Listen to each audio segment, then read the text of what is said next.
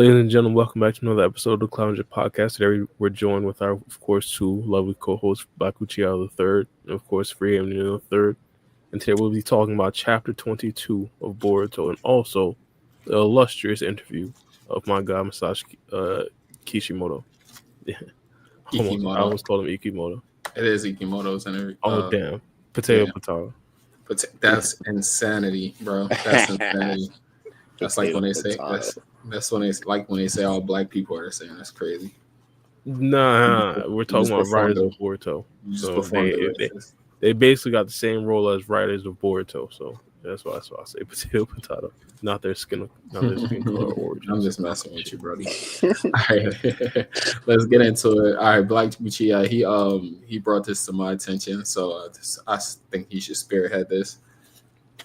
So I think Ikimoto did celebrating Boruto's 9th anniversary, I believe, whether it be for like some type of celebration or 99 top thing. But Ikimoto did an interview that was translated last week. It was about 8 questions, and usually when he do these interviews, or even Kishimoto do these interviews, I'm pretty sure y'all can agree with me. They ask pretty like useless questions that don't really have anything, to do with the story. So this one was actually enough to, stir some conversation within the community. So that's why I actually liked it. And I brought it to my channel's attention as well. So you already got it put up on the screen, Free. Yeah. So we could start with I think the most important one would probably be like question 1, the 3rd one, maybe the 5th one, and then I'd say the last one. And then everything else in between is just like personal preference, Yeah. So I could just read off the first one. The first question for Ikimoto was, tell us why Boruto changed the way he called Sasuke. And basically the answer is, after he helped him, he referred to Sasuke, him referring to Boruto. After he helped him escape Konoha, Boruto felt that Sasuke was really his master and that he was his pupil. So he started to call him Shisho, other words, master, the next day. Sasuke was reluctant at first, but he was indeed Boruto's master, so he gradually accepted it. So that was actually kind of interesting. It's just a little nod to, because if y'all ain't peep, like in Two Blue Vortex, he says master, or he says like master Sasuke a lot, as opposed to part but then he wasn't he calling him master beforehand though? Nah, like part 1 it was always like old man Sasuke. Was it really? Or Uncle Sasuke. Yeah. Old man or Uncle Sasuke, one of the two. Man, the anime been off for so long, bro. I done forgot. Bro, no cap. I can't even process anime information these days. Yeah. That was like a little subtle change. Yeah. Good thing I explained it though. Yeah, because early on it would have kind of been weird for my guy Boruto to consistently be calling Sasuke his master or teacher, because he never really got any lessons. Like, right. The only thing was like the Rasengan thing. To be honest, he didn't even really learn that from Sasuke either. Yeah, Sasuke told him to teach himself pretty much. Yeah. Yeah. Okay. Yeah. That's pretty dope. I mean, them explaining it, I don't think. I mean, yeah, I guess it needed an explanation, because I really didn't even notice. Yeah, I didn't notice a subtle change. That's but I ain't gonna complain about this extra information. There's a whole bunch of things from Naruto Shippuden that I wish got a little bit more explanations from the writers. So I mean, it probably did, bro. But they probably was explaining things like in interviews and stuff like that as the chapter was coming out. And I don't know if he was like reading the Naruto manga as it was like serialized. At all, so probably we just missed that information. Yeah, there's probably a lot of lost gems in Naruto. There was some stuff like even when we talk power scale and some Naruto Shippuden characters, a lot of the stuff that we talk about comes from like statements from the Boruto writers. Not I keep on saying Boruto, from the Naruto writers, and not actually like a lot of stuff from the manga and stuff. So like there were quotes and comments from Naruto writers back in the day to clarify some stuff, but some stuff wasn't always like clarified. So I'm not necessarily going to complain about the Boruto writers kind of doing the same exact thing. Right. Let's get to question number 2. All right, question number 2. So this one isn't as like important. I wish they would have asked something different regarding Ada and Damon, but for Ada and Damon, they have cosmic/space modification accessories on them. Why? And then Ikimoto answered, I wanted them to stand out from usual Boruto/Naruto characters. And since they are two characters with extraordinary abilities, I thought a cosmic modification would suit their design. I mean, that's actually pretty interesting, but I think that he should have answered. They should have asked them more about like Ada's dojutsu, how it resembles the moon I and wish, stuff like that. yeah. Yeah, like they should have tailored the question a little bit differently, and he probably would have gave um, a more exciting answer. Yeah, I wish he would have asked about Damon's eye design rather than like their clothes design. But you know. Yeah. Because like the cosmic thing that applies to like Ada's Senrigan, and I believe Damon, that how Damon eyes look as well. So if he would have like went more in depth into why he chose to give her a crescent moon, or as a Senrigan design, that would have been more interesting than the question that was asked here. That's facts. 100%. Yeah, so I mean, what you think about that, Bar? No, that was a presentable question type shit. Let's go. I do kind of agree with the board to writers when they talk about like trying to make Ada and Damon a little bit different. I wish they would like continue on with the theme of like these cyborg characters, and I understand they're not necessarily on the actual theme right now, but the kind of trend that they were going on was they started off with the early scientific technology, which was like the original ones with I think it was Amato, which he created that, and it seemed like cheap little knockoffs that a ninja shouldn't actually. Bro, they was going through the Industrial Revolution at that time. Bro. Yeah, facts. But then it evolved to like Owl, and Owl just seemed like a pretty much bionic cyborg, and we seen Garo. Garo was kind of like that as well. But then it went to the absolute advanced stuff with Kawaki and now Damon and Ada. Now I wish they would have taken like a step further and have that be implemented to the actual characters. I talk about this a lot. I wish like some of the characters like originally, like I guess Sarada doesn't need it now because we just made the Mangekyo Sharingan that broken. We're talking about her pretty much one shot in the character like Madara now, just off a regular Mangekyo Sharingan. Don't give it. That's a rent in itself. Which people have contention with. But yeah, I wish they'd actually just continue on with that, like with characters like Mitsuki, with characters like Sarada. I guess not now, but characters like characters like and that's in Team 10. Like they're in a series for a reason, and I wish they would get like as strong as characters like Boruto and characters like Kawaki is going to be in the future, I assume. And scientific technology would probably be like one of the best ways to actually do that. But yeah, I like how he came on and defended scientific technology with Ada and Damon. Okay. I rock with it. Okay. All right. So on to the third question. I think this is probably one of the more important questions of the interview. All right. Shout out to Big Himawari of the Mangekyo gang. Question 3. Was the power Damon Mangekyo? Yeah, that's my. I ain't gonna ask. Let's just get into it. I was about to say, that's my clan, but yeah. Was the power Damon felt from Himawari actually Kurama's? And this is actually this is one. I asked that same question as well. Dope. I like that they asked that. This is one of the more competent fans there that are actually like, you got to author of a show you love. Let's not ask him about his pet cat. No disrespect to no, for real. But Ikimoto answered. He said Damon actually felt the future synergy potential of Himawari, who is a Uzumaki and Hyuga bloodline, and Kurama's chakra. So I essentially took that as basically back when Damon sensed Himawari, he didn't just sense like the Nine-Tails chakra within her, but he also sensed her potential like Hyuga Byakugan, that locked on mode that we see her do so often, like that stacked on top of it.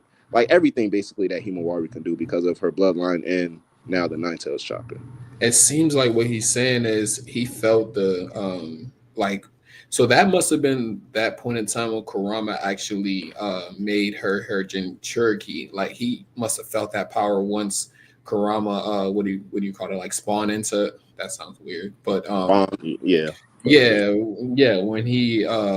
Himawari inherited him as her Biju, that's probably that exact moment when that happened, and he just sensed that happening, and that caused us power surge that day. You know what I'm saying? Like that's probably what he's referring to. Like that surge from maybe like most of Kurama probably just first sprouted within. Yeah. I'm Okay. like, what the fuck is Yeah. that? Like, it just Because came out of actually, because nowhere. Naruto was alive and within the village at the time whenever he sensed her, and he was like actually shocked for a split second.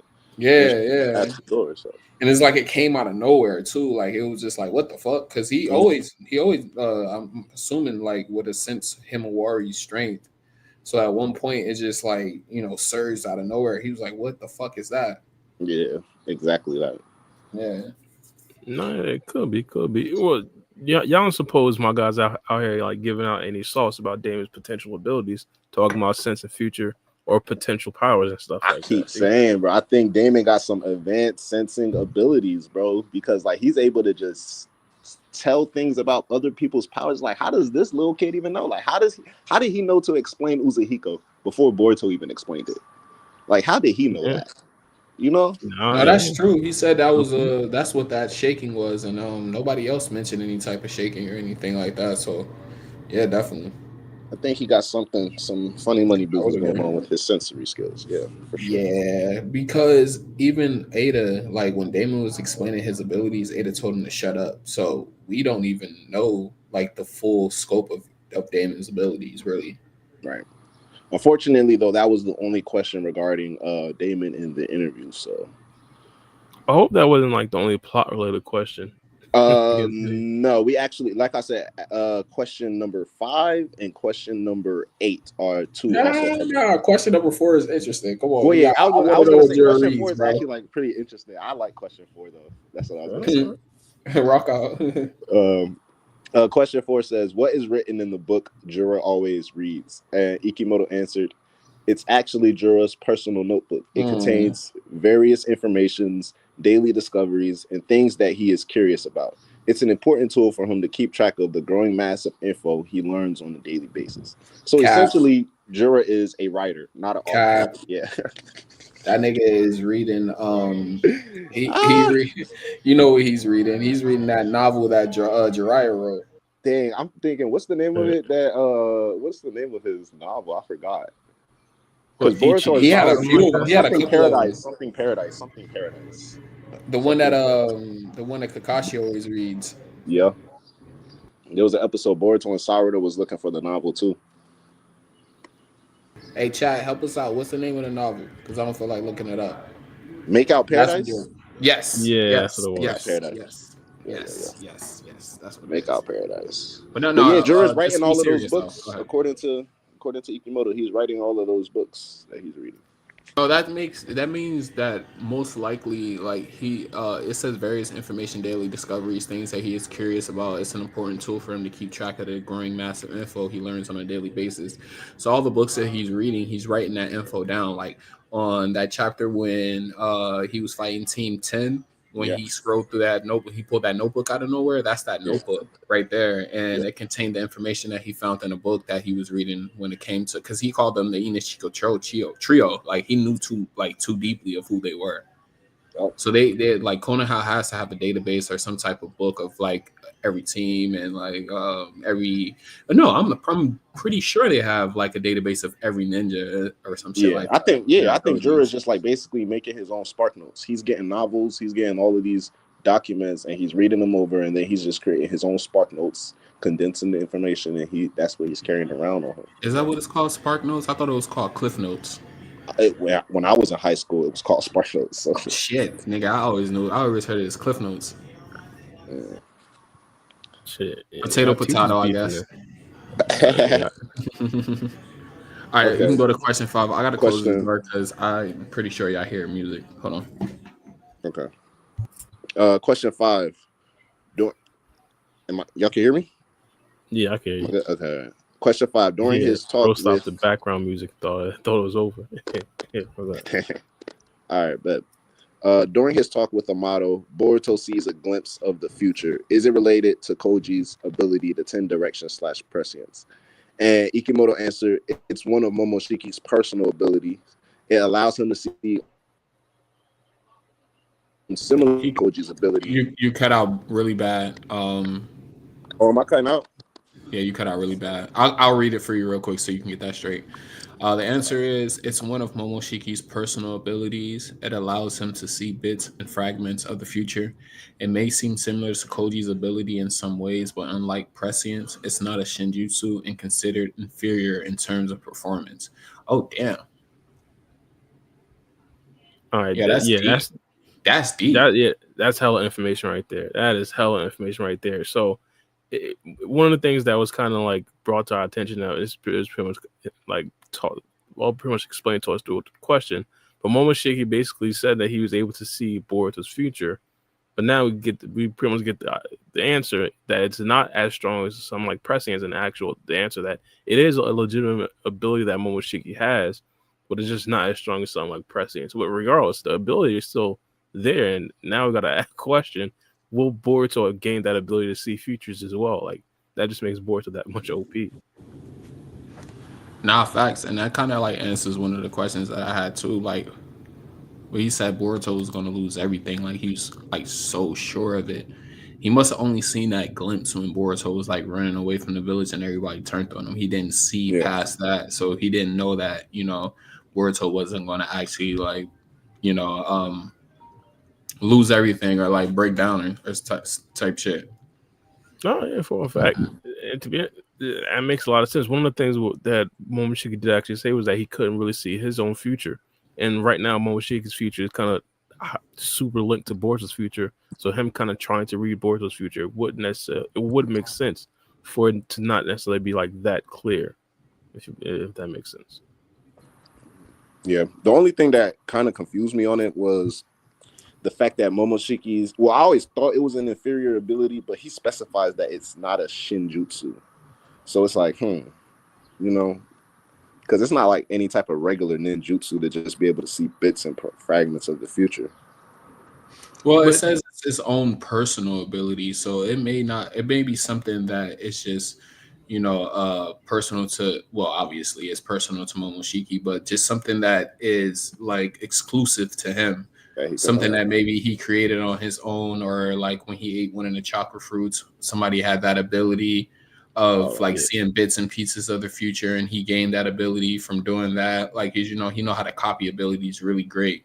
So maybe it was that, and he most likely can't copy Shinjutsu. Yeah, probably. I wouldn't even rule that out. I ain't not gonna lie.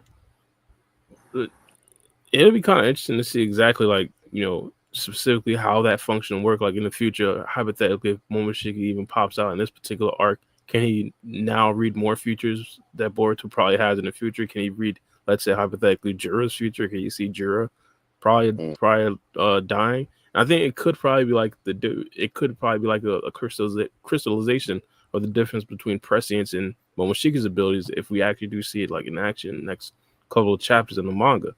Because like we've pretty much already seen like how Kashin Koji's abilities works, where he has all the different like snapshots and all the different pictures basically floating throughout his mind. Like we never really gotten to see Momoshiki actually utilize that ability like legitimately. So well, when Boruto saw the glimpses of the future back in part 1, you essentially like that's like because that is Momoshiki's ability. Because he was like, "What was that he just saw?" And Momoshiki was like, "Our minds are like are sinking. Don't like pay that no mind." Because you remember, was that the Mitsuki thing?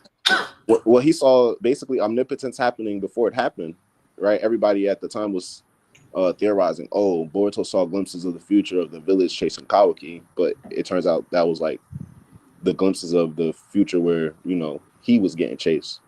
Yeah, where we saw the Sage One Mitsuki, where we saw like the other ninjas after somebody at the time. We saw Team 10. Like it showed I know what you're talking about. I remember that. Yeah. Pictures of it. So I guess before that's we how got that chapter, we saw that. Yeah, everybody was like, "Yeah, I remember what you're talking about." Yeah. He's right. I can't remember what chapter that was, but it was like one of the ending chapters before. It was right before Kawaki basically went haywire and switched everything around. Yeah. I remember. Yeah, I don't think we ever got to see that flash forward scene come to the manga either, right? Not the Kawaki version when he had the horn, because it was like he gave Boruto the scar, but he didn't have the horn active, and it was kind of a similar panel, but it essentially wasn't the same. And that's when people, because once Kasha Koji came forward and said in a different future during that time, Kawaki kills both Boruto and Sarada, so we can just assume that the future changed. Yeah, and I think like the difference between Kasha and Koji's ability. Tell me if I'm. Do I sound better? I'm sorry, I was sitting a little bit far. Like the difference, a major difference between their two abilities. It seems like Kasha Koji sees things in like film, like he can watch it like and play out. Always, like in a film scroll, like he sees everything as it happens. Whereas Momoshiki, he just sees bits and pieces of what's happening. Like he gets the trailer to the movie, and Kasha and Koji get the full feature film. That's the difference between them. Like, no, seriously, like all he can do is speculate what's going to happen. Like when you watch a trailer to a movie, or like when we get the leaks for panels and stuff like that. You know what I'm saying? Kasha and Koji, he get the whole chapter leak before it even happened. Momoshiki, he just getting the leaks as he just getting bits and pieces. But yeah, so it's already solidified that pretty much Boruto has Momoshiki's ability to be able to do that. Per what Black Kuchiya said when Boruto seen it in that chapter where he saw the future, even though the future didn't come to fruition in the way that he saw it, it still was the actual future that happened, but just in a reverse way because omnipotence. Yep. Yeah, pretty much. But yeah, so we can go on to question 5. No, that's question. We're gonna question 6, I think. Yeah, question. That's question. That is a 6, bro. I need my glasses. Oh goodness, Jesus Christ! All right, go ahead. Where and how does Himawari live after part 1? Ikimoto answered, at her own request, she lives alone in her family's home. She feels that they will somehow return and wants to protect their home until they return. It's an interesting question. It's actually funny because of this question I even found out about this interview, because I think people it went viral for like a day or two about people were mad that Himawari was living alone, and I was like, well, how do you guys know this information? And I was like, oh, here goes the interview.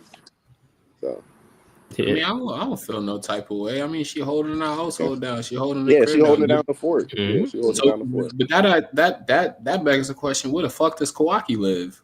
It just made me realize how much more of a I ain't even trying to get like that right now, but it's such an a-hole move for Kawaki. Like you can't even live with the girl, took away her family. You can't even help out at the house.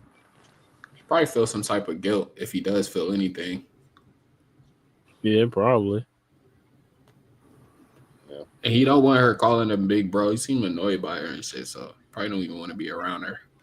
He's running from his problems. Which is weird because Himawari was one of the first ones to really accept him, really.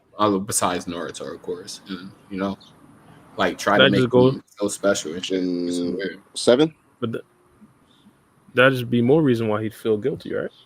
Yeah, that's what I'm saying. If he feels any type of guilt for what he did. But I don't think he does because he feels like he did what was right. In his mind, his twisted mind, he feels like what he did was the correct thing to do. So I don't think he probably feels any guilt at all. I mean, you could feel guilty for doing the correct thing, like snitching on your partner.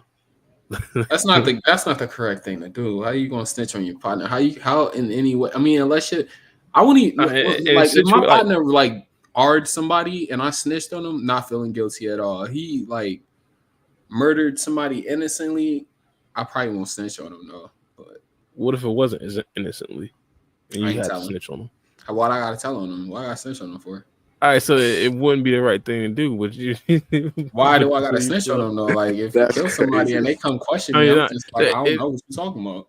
I had that shit happen before. It'd be the right thing to do, but it would be regrettable. So that's my point is everything that is the correct thing to do.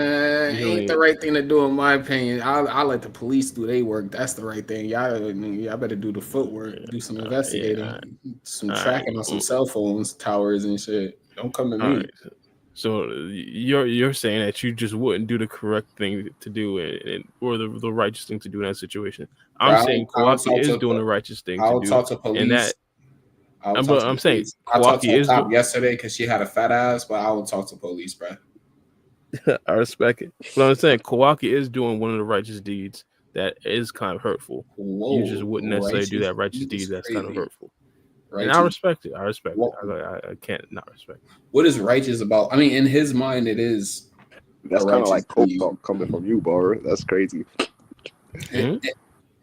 And his twisted mind. Wait, what you say, Black? My bad. No, I said it was like a cult talk saying his deeds are righteous. No, that's what it is. Like, what's it called? Telling the truth. You feel me? Being a truth teller, as my guy Charleston White would say. Like that's a righteous deed, but it would be a hard thing for you to do. Big Charles White. He said, "Trust." Big Charles No, I White. got Right? you. That's funny as hell, You man. snitching. Made snitch culture popular. All right, let's get to the next question though. Question Nah, 7. we This is ain't probably talking about that. I don't give a fuck about yeah. that question, bro. I'm All about to right, say let's that's get the to least question 8. important question.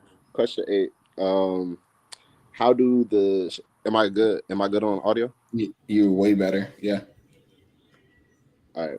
How do the Shinjus get personalities? For example, Ryu's personality is nothing like Shinki. And Ikimoto answered, everyone has two faces, the one they show to the public and the one you keep for yourself, something very useful to the real society.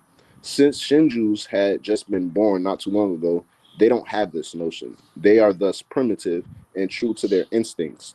Even if they give a different vibe from their original selves, this may be a hint to how the original's true personality. Bro, that's actually pretty deep. Yeah. I didn't even think about it like that.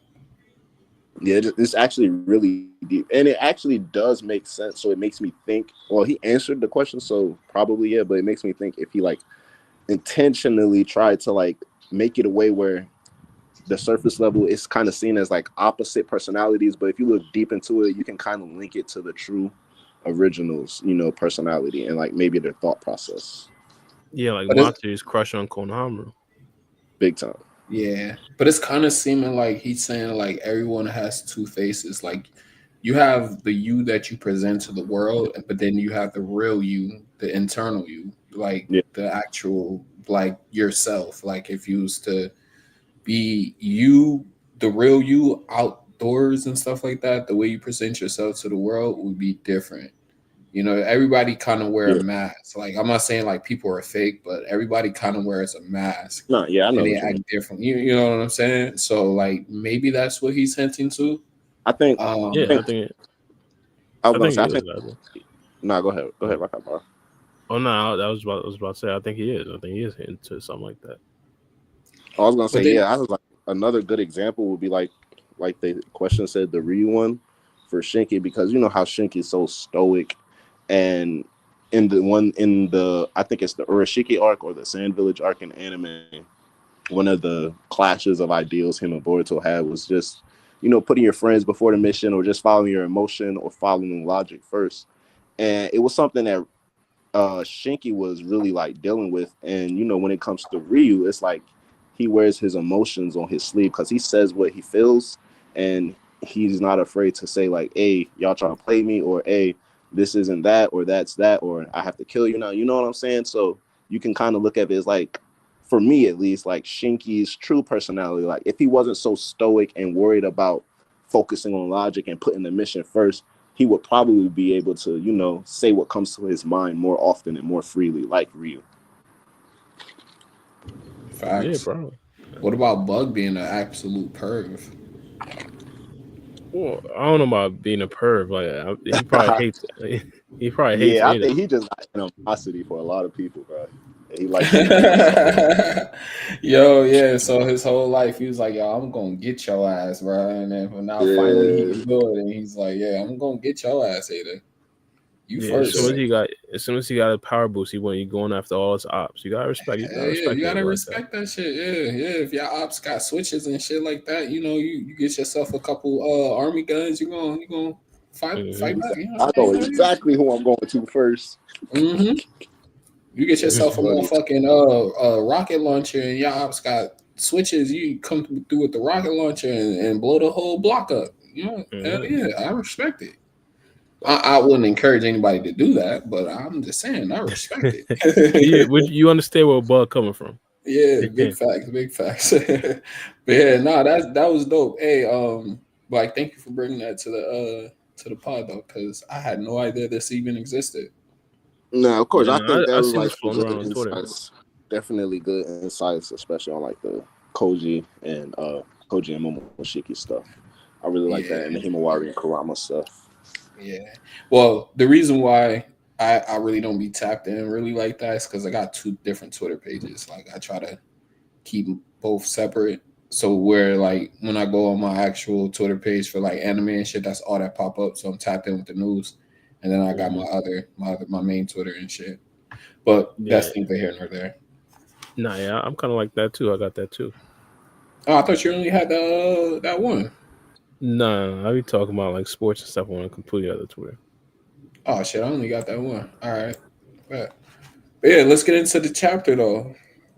Big Bar just read a chapter about guys. That's why we started late, just to let you know how long we've been going. 31 minutes. So he probably read it about like 45 minutes ago. So Yeah. let's So yeah, of course we gotta give our ratings at first, but I'll just start off by saying I'm glad my guy Boruto stood on business. I didn't think that was gonna happen. I thought he was gonna run. I thought that would have been the smarter idea, but I guess he bro. just But stayed on no, business. if you remember what Koji said though, he can't. Which, yeah, I guess so. I guess so. Yeah, But so I that's was not even thinking an more of he should have option. ran before Jura even got to the battlefield. He didn't even know Jura was coming. I mean, even He though should have. Kashin Koji told him though, like if you come, if you appear, you're gonna pop out. I mean, But he Jura didn't pulled even up know quick. Jura. He didn't even Yeah, give Jura pulled up quick as a fuck. Like he didn't give no fucks, bro. It was like the second page he popped up. He popped up quick, and Boruto didn't seem to know until he shot that little mini Bijou bomb and missed. That goes to show how far away they were from each other. Like both battles. Yeah. My bad though. Bar, go ahead. Start off with your rating if you don't mind. Oh, if I give my rating, I give it a solid 8. A solid 8. Plot was progressed. Boruto showed up. Of course, Jura made an appearance. Things that we all think would be like big moments in the Boruto manga. So of course, it was a decent little chapter. And of course, we got to see Boruto versus Jura. Again, one of my surprises. I thought Boruto was going to get absolutely obliterated by Jura. Boruto, he was holding his own. He was doing some things. Uzuhiko didn't do anything. The regular Rasengan ain't really do much. But of course, his time space ninjutsu got Jura in a little bit of a tizzy. So I got to give Boruto his respect for that. One of the things that I will say, and I have to agree with him, matter of fact, I don't even want to spoil y'all takes from before the pod, but I do feel like Jura was playing around a little bit. I feel like he wasn't taking the whole situation entirely serious. One of the things that we've seen from early in the Boruto series is the fact that he has like two different modes where he takes it serious and where he doesn't really take it serious. I think that in this particular situation, he was kind of just like testing to see what Boruto got. He wasn't really trying to go for the kill. So right now, I'm gonna say I'm happy with what Boruto did, and it looks like Boruto it was holding his own. Ada herself actually said as much, but I think that Kaji Koji is ultimately right for this particular mode of Boruto, and Boruto will likely get absolutely destroyed. Apologies, but I really thought I hoped we were going to get to see something about Kawaki. We didn't really get that. Hope we got to see some other stuff in regards to the plot. We didn't necessarily get that. I thought it was more, and this could be like just a faction of like how entertaining the short parts of the chapter was, but it seemed like a shorter chapter. Man, I don't know why. Facts. It was only like bring that up. For it was real. only like 2-3 Fight different. was so dragged out. I think. Yeah, it was only like 2-3 different scenes. But yeah, overall it was a decent chapter. A lot of plot was progressing. That's one of the things I look forward to in my rating. So yeah, I give it a solid 8. That's why you knocked it down about 2%, is because it wasn't like, more like plot progression. It was just more of like a fighting and just like certain panels. Yeah. Yeah, facts. I mean, really, I would give it an 8 as well. I was gonna say like a 7, but I'll definitely give it an 8. It was an interesting chapter. The reason why I bump it up to an 8 as well, though, just to be serious with you, is because Jura's toupee is immaculate, bro. Like they drew his toupee, bro. That toupee, bro, is immaculate, bro. It stays on his head, bro. Like they drew it like specifically, man, I think they trolling us with his hair, bro. Like, swear to God, if you look at how detailed, that shit's absurd, bro. If you look how detailed they got my man's toupee, bro, like I thought it was just like a claw mark thing, like on the top of his head, but it's not. My dude actually has hair, like hair follicles, and that shit grows out, and it's just a toupee. I don't think it's coming from his scalp though. I think he actually has a toupee. Anyways, like just to be serious though, but I absolutely love the chapter from beginning to end though. Just for the simple fact that we finally got to see Boruto go all out, if you will, fighting an opponent that's absolutely leagues above him. Say Kashin Koji. Him hitting him with the Rasengan in the back was fucking dope as hell. Like that was probably like one of my favorite scenes. I was like, oh shit, Boruto going off right now. Mm-hmm. But then at the end, he kind of like it's kind of resemblance of the end of the Jura the Naruto and Sasuke versus Jigen fight, where Naruto was stabbed up and he was like just sitting there pretty much helpless. But Boruto blasts through that shit with a Rasengan. So like it just shows you how much stronger, how much he progressed past Naruto and Sasuke and like the power that he possesses. Him not being able to use the Usahiko at the beginning, it was like interesting. Like he made that a factor. I don't know how he was able to use it without planting his feet on the floor. If he was like stabbed up and he was like in a laying position. So I don't know how that was possible. And he was like elevated above the ground. I don't know how he was able to possess a Usahiko at that point, but he thought it was over with at that point when he hit him with the Usahiko and he was able to attack him. Yeah. It was interesting though that Jura said it's similar to a Biju bomb though. So like that begs the question: what the fuck is a Biju bomb actually though, and what is the Usahiko exactly? Like he said, it's the rotation of the earth, but I never knew that the Biju bombs do that. But go ahead, Mark. The Rasengan was actually modeled after the tail. Oh, facts. Me and so tried to replicate what Kushina did. Yeah. Thank you. That answers my question, then. Thank you. Yeah, but yeah, basically that's basically my rating though. Like I basically felt the same way as you though. Like I thought that we was gonna get like at least a little bit of more Kawaki and seeing about the limiters, but it doesn't seem like that's the case. Maybe next chapter we'll get that. Boruto is more in a bind and Kawaki senses Boruto fighting it, and he knows that he needs to get there urgently. Because they know at this point they have a bigger threat to fight rather than themselves. And they said after they defeat the Shinju, then they'll worry about Momoshiki and him killing them and shit like that. So, like, I see Kawaki coming in the near chapters. And I think we're going to get a Kawaki Boruto versus Jura fight pretty soon. Konohamaru pissed me off too, though. I just want to put that in there, bro. I just want to put I intentionally didn't bring him up. I had no qualms with Konohamaru this chapter. What the fuck? Why not, bro? Why the fuck not, bro? That's crazy. He was standing there like a dumbass. Like, what the fuck? He said, "Get the fuck out of here, bro! Like, go! Like, why are you still sitting here, bro? Steady like, sitting there asking questions. Like, what's going on here? Yeah, bro. Like, sitting there asking all the questions. Like, get the fuck on! I already told your ass, bro. Talk later. Let's go. Yeah, you just seen a Bijou bomb just get hit next to us, nigga. Like, let's go. Like, come on, bro. Yeah, I get it. Really bugging. I get it. For me, I would say, well, so I'll start by saying this isn't my favorite chapter, but I would give it a 10 out of 10 solely because there isn't really anything that, I had problems with this chapter, necessarily anything that I would add or take away from. So there's no reason for me not to give it a 10 just based off of those reasons alone. It flowed well. One of the things I wanted to see before going into the chapter specifically, and I feel like Ikimoto definitely gave us but more depth on Boruto and Jura in terms of how they operate more in the long run and like extended periods of battles, and especially on Boruto's part because he's kind of played a similar role throughout these first, 2 years or so in Two Blue Vortex in terms of seeing him do not repetitive things because it's always been a variety in the dynamic, but it's kind of he's been in a limited box in terms of his dialogue, his actions. So I feel like this chapter actually drawn out how we see a time skip Boruto, think, plan, and execute in a drawn out and extended battle. So like how we see him thinking to himself like, oh, regular Rasengan isn't working.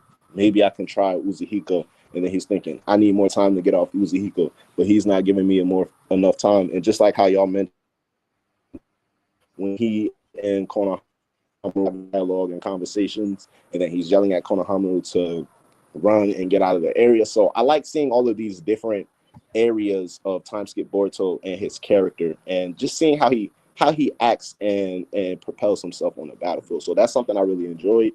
Overall, I feel like I understand the missingness of Kawaki's presence this chapter, just at least seeing what's going on with Amato or whatever is happening back in Konoha. But I also feel like so much has been happening this chapter. It probably would have been a little bit much to include that. So I think it's perfect. They can probably split next chapter between half and half. Excuse me. They can split next chapter half and half and show us like the aftermath of what's going on or the next part of this battle and then take us to Konoha.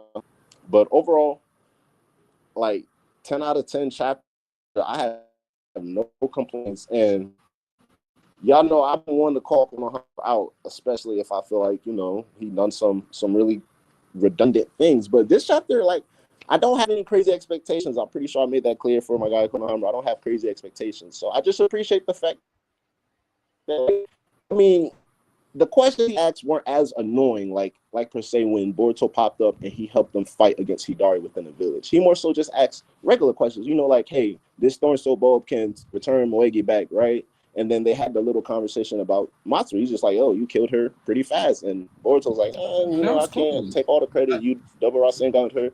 We was able to mop it up easy. And I think it worked. He told him to get out of there once, and then we know how fast Jura is, especially when he's flying down, right? Because the first shot he shot, he missed. They both noticed they hit the rock. And Boruto was like, that's Jura. He's setting up the battlefield. And Konohamaru was like, well, what's going on? And he's like, get out of here. Get the Thorn Soul bulb. And you know what I'm saying? Go back to the rendezvous spot, right? I don't think he necessarily gave a rebuttal because he got cut off by Boruto because he simply said, Boruto, you've, and we don't know what he was about to say. And his face didn't really look like he was about to offer aggression or defiance in that matter because of the heat of the moment. And we see he's holding Matsuri's soul thorn very tightly, right? And in a minute, boom, Boruto interrupts him. He yells at him. They get shot at with the major bomb. Get out the way. I just appreciate, like, when he tosses Konohamaru after all that he's been through. And it's crazy that I got to defend him like this.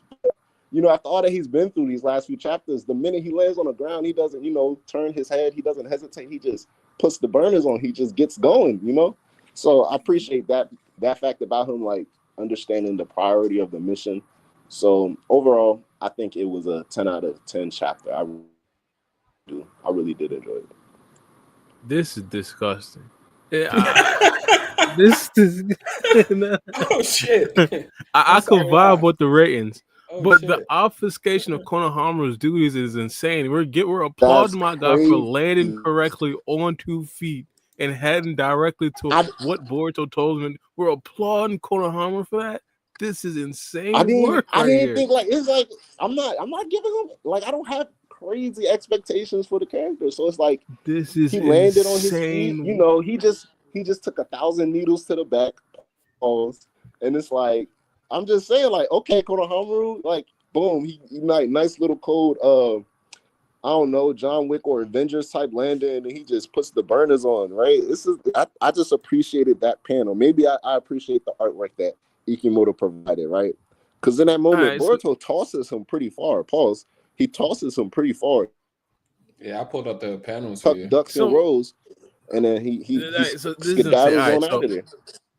All right, so here's where people think I'm a Konohamaru hater.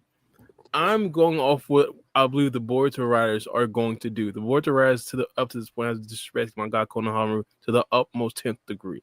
You feel me? That's crazy. So in the next big mission that Konohamaru goes on, we're going to say the expectations for him is to land on his feet when he gets tossed. That's that is the expectation. Then from I got Konohamaru, That's crazy. he landed on his feet after he was tossed correctly. Let me clarify my stance. stance. The expectations. This is insane. I don't expect much from the guy. So when he does something of any type of, I'm like, oh, okay. Look at so he lands on his 2 feet. He's like, oh shit. You know what I'm saying? His feet. Oh, look shit. At Konohamaru. Look at him. And then you have to take into context look how cool he landed. He has a soul thorn in his hand, right? The importance of the context. He has a soul thorn bulb in his hand. He has to get that out of there, right? Bro, he's goodness. standing there like he did something like heroic, bro. Look how he's standing. Look at him. Look at that Avengers landing. Look at that. Bro, that's what I'm saying, bro. He landed so cool, bro. Like go to the next page when Jura's watching him run. Crazy. You see, look at him. Bro, dash. Fuck off, bro. He doesn't even look back. He doesn't say nothing. He's after asking 21 questions, like, bro, come on, bro. Like, this would have been helpful. This would have helpful 10 seconds ago. Sorry, go ahead. No, I'm just saying this would have been helpful 10 seconds ago. Like, you feel me? Yeah, because he did say, "Master, there's no time. Please listen. Get out of here with the soul throw, bro." And then he was about to ask another fucking question after he said, "There's no time." I wonder what he was going to say though. Like, I wonder. That's what. Yeah, you know. So and then Jura just pops up out of nowhere. So even if he would have started running, like Boruto still would have had to have saved him in that moment, regardless. I don't think he'd have went after Konohamaru though. But Konohamaru wouldn't have been able to escape that explosion. Yeah, because he wouldn't have been able to. So Boruto still would have ended up saving him and throwing him. The fact that we can't expect my god Konohamaru to do a simple reverse summoning lets me know exactly where we at. Lets me know exactly Come on, man. where we at. Have you ever seen my guy even pull off something like that? I have never seen him do that. But why though? Like, this is my point. That's why you're disappointed, Bara, because you're expecting greatness from like a mediocre character. He's not gonna be. Unfortunately, yeah. All right. So he's a character that all we can expect from him now is to land on 2 feet correctly. Bro, he's like, pretty much to double this is insane work. And to double Rasengan the enemy almost to death. Yo, it's just different. Boruto did give him some credit, though. He gave him credit. He said he wouldn't be able to beat Matsuri as easily if Konohamaru didn't hit her with a Rasengan. So I think that's what. Instead of 5 slices with the sword, it only took him 3 because of Konohamaru's work. I'm about to lie. 5, it took 3 is insane. If Konohamaru died on his sword in a battle versus Matsuri and didn't do what he did versus her, like, he'd have had more respect. He'd have had more respect. What legacy would there have been for this man's life? At that point, he would have died. He died against a Shinju, like, having straight. Like, all right. But what he did was egregious. We have to agree with that, right? What he did was egregious. I can't.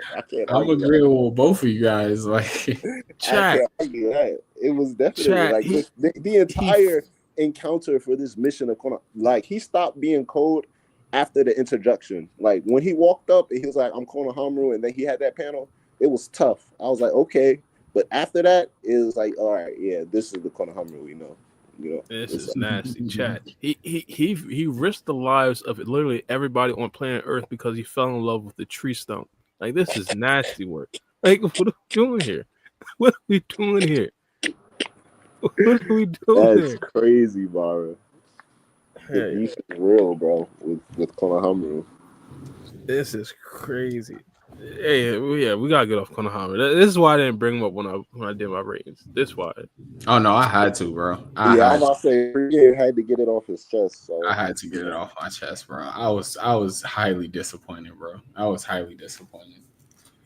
But I agree with Black. I agree with Black with Chia's point, though. Like, you know, he brings up a good point. What really could you expect? You shouldn't have high expectations for a character like Konohamaru. No disrespect to the character, you know. No disrespect to Konohamaru. And I used to be one of the biggest fans. He's not a Uchiha. He's not a fucking modified. He's a Sarutobi though. Nah, he's a Sarutobi. I mean, he's a Sarutobi. Yeah, that's true. But was he trained by his grandpa? He's supposed to be tough. He's an exception to the rule, but not a good exception. He's one of those like, He's from the Saratoga clan, but he's mediocre. He's not. I just don't understand why he doesn't use his summoning. His summoning would really help him, but I don't know. Well, no, wait a second. We thought that the claw grounds are supposed to give these weaker characters or weaker side characters like time to shine, but we haven't seen my guy lay a finger on a claw ground, have we? No. Nah, not the claw ground. No, he hasn't done anything. He hasn't caught a single W. It's kind of interesting though that Miski said that he can pretty much take all the claw grind on by himself though. I wish they would have. I wish they would have like showed that though. Miski versus all the claw grinds just to put some respect. That actually would have been respect on Miski's name, bro. That would have been a great addition. Mm-hmm. Especially if he did it outside of Sage mode. He didn't use Sage mode, and he just like took. Oh, he was in base mode. Yeah, he was in base. That would have been that would have been even more. Okay, look at Mitsuki. You know, yeah, in base, and then that would have been an embarrassment to Konohamaru, bro. Yeah, Matsuri ain't summoned no claw guns though, like she did against Gara. You know, so like, then again, it shows the show like she probably felt like, I didn't really need nothing. No, she might have actually been nerfed because of love. You see how Jura talking about it in this particular chapter right here. It definitely was. She definitely was. Mm-hmm. Yeah, and he was Konohamaru. We didn't even bring that up in the rating. Like that was like one of the major thesis of like his battle with Boruto. Like he was talking about like love brought you here, blah blah blah blah blah blah blah blah. I know you guys read it. So he's like really interested in the aspect of love and why humans, risk everything per se for the ones that they love rather than following their instincts, which would be to survive. Like everybody has the instinct to survive pretty much, so he wants to know why that negates that instinct. So and that pretty much follows the trend that we've been seeing throughout the entirety of Boruto since we've seen Jura like it being involved. He really wants to figure out why people are trying to act against their own natural instincts. We've seen that at first once he fought against Team 10. He pretty much understood that Team 10 knew that there was almost no possible way that they'd actually beat Jura, but they still actually try to fight against Jura and actually try to beat Jura. And he was interested with that. He was interested with this particular situation. And honestly, this might just be my idealistic ideas and what I think could be like a good plot point. But I think Jura could be a good guy if he starts to actually like fall into some of those like as a good guy thing or problems. Yeah, like for example, if he finds love and that in itself like shifts his actual need for survival, which is quote unquote planting himself as a god tree, like in destroying planet Earth. Like, hold on. I was about to say who Jura about to find himself a little fine shit. You took the words right out my mouth, bro. Like what? For a fact, just said Jura for to find him a fine and change up on that whole game, bro. Nah, that's how it be, bro. That's real life situations. Real life situation. Who you think Jura gonna fall in love with? What fine shit you think Jura going? He going TTYD Konohamaru. Yeah. Oh my god. Hey, my boy. I thought you was calling my boy the booty warrior for a second. I was about to say, you wildin', bro. Fleece Johnson, bro. Who, me? Oh no. Yeah, I thought you because you said Konohamaru and you kind of cut up a little bit, so I thought. Oh no, he going TTY. I said he going to take. He basically going to take Matsuri. Take. I got you. Shit, I mean, he would have did that when. Yeah. I get what you're saying. I thought you was mentioning Moegi. I kind of get mixed up with them sometimes because she's been pretty irrelevant. But yeah, you get it. All due respect, just show him the DDG lineup. Show him India Love, Ruby Rose, Holly Bailey. He should be straight. Facts, bro. Facts. He's folding for Ruby Rose. It's crazy. He's folding for Ruby Rose, man. No, so do y'all actually think Big Lotto, bro? Yeah, he's folding, bro. Do y'all actually think that Jura will even like? Because I think he's in control of the battle. Y'all think he's gonna try to get Matsuri's Soul Thorn Bow from Konohamaru? Not to like shift it back to Konohamaru, but like seriously speaking, do y'all think he will try to do that? Well, yeah, they pretty much said as much when they said Boruto can't necessarily leave the battlefield, or Jura would actually go out and get the Soul Thorn bulbs. So yeah, but he had to choose between like Ryu and Matsuri, because I think it's I said this earlier. It wasn't something I was standing 10 toes on, but I did mention it before. Like they might go 1-1 after this encounter. So like Jura receives a soul thorn and they are able to revive one person, but it's a matter of like who is the sacrifice. I'd prefer Ryu getting revived. Let's be honest. Like Shinki is a significantly more important character than a character like Moegi. All due respect. Facts. I agree. All due I respect. completely agree with you, bro. Yeah. I'd rather see Moegi return, bro. That's Here crazy. you come now, bro. Let's get Matsuri the fuck up out of here, bro. Like, I like. Let's get Matsuri the fuck up out of here. I like Ryu as a character more than I like Matsuri. Like, just to be honest. I think they're gonna make I'll give you Shinki very important down the line, so he's definitely coming back. I think he still gotta save Gara. Who's gonna save Gara? Gara gonna be stuck there, right? And they both got like Konohamaru was told by Boruto, like go save, like make sure you get this back to Moegi, the Soul Thorn, and then Araya was told by Mitsuki, go take that Soul Thorn to Shinki, hurry up. So it's like Araya and Konohamaru right now, they're both to the races. Well, I think Konohamaru is essentially going to the rendezvous spot, but it's like, you know, Araya's target is right there within the vicinity. Konohamaru still has to go back to the village. So I definitely believe Araya might be able to, get his Soul Thorn, get Ryu, Shinki within the next chapter or two. So what you say? Say that one more time because you kind of cut out. I said I just definitely think that Araya might be able to get Ryu Soul Thorn to Shinki, and we might be able to see the character return within the next chapter or two. Now, the arc isn't necessarily over, so we can't necessarily even say like the fallout from the power scale in its arc yet. But I'll just say a statement: the power scale and the fallout from the power scale in this arc, like I feel like it got to be like immense.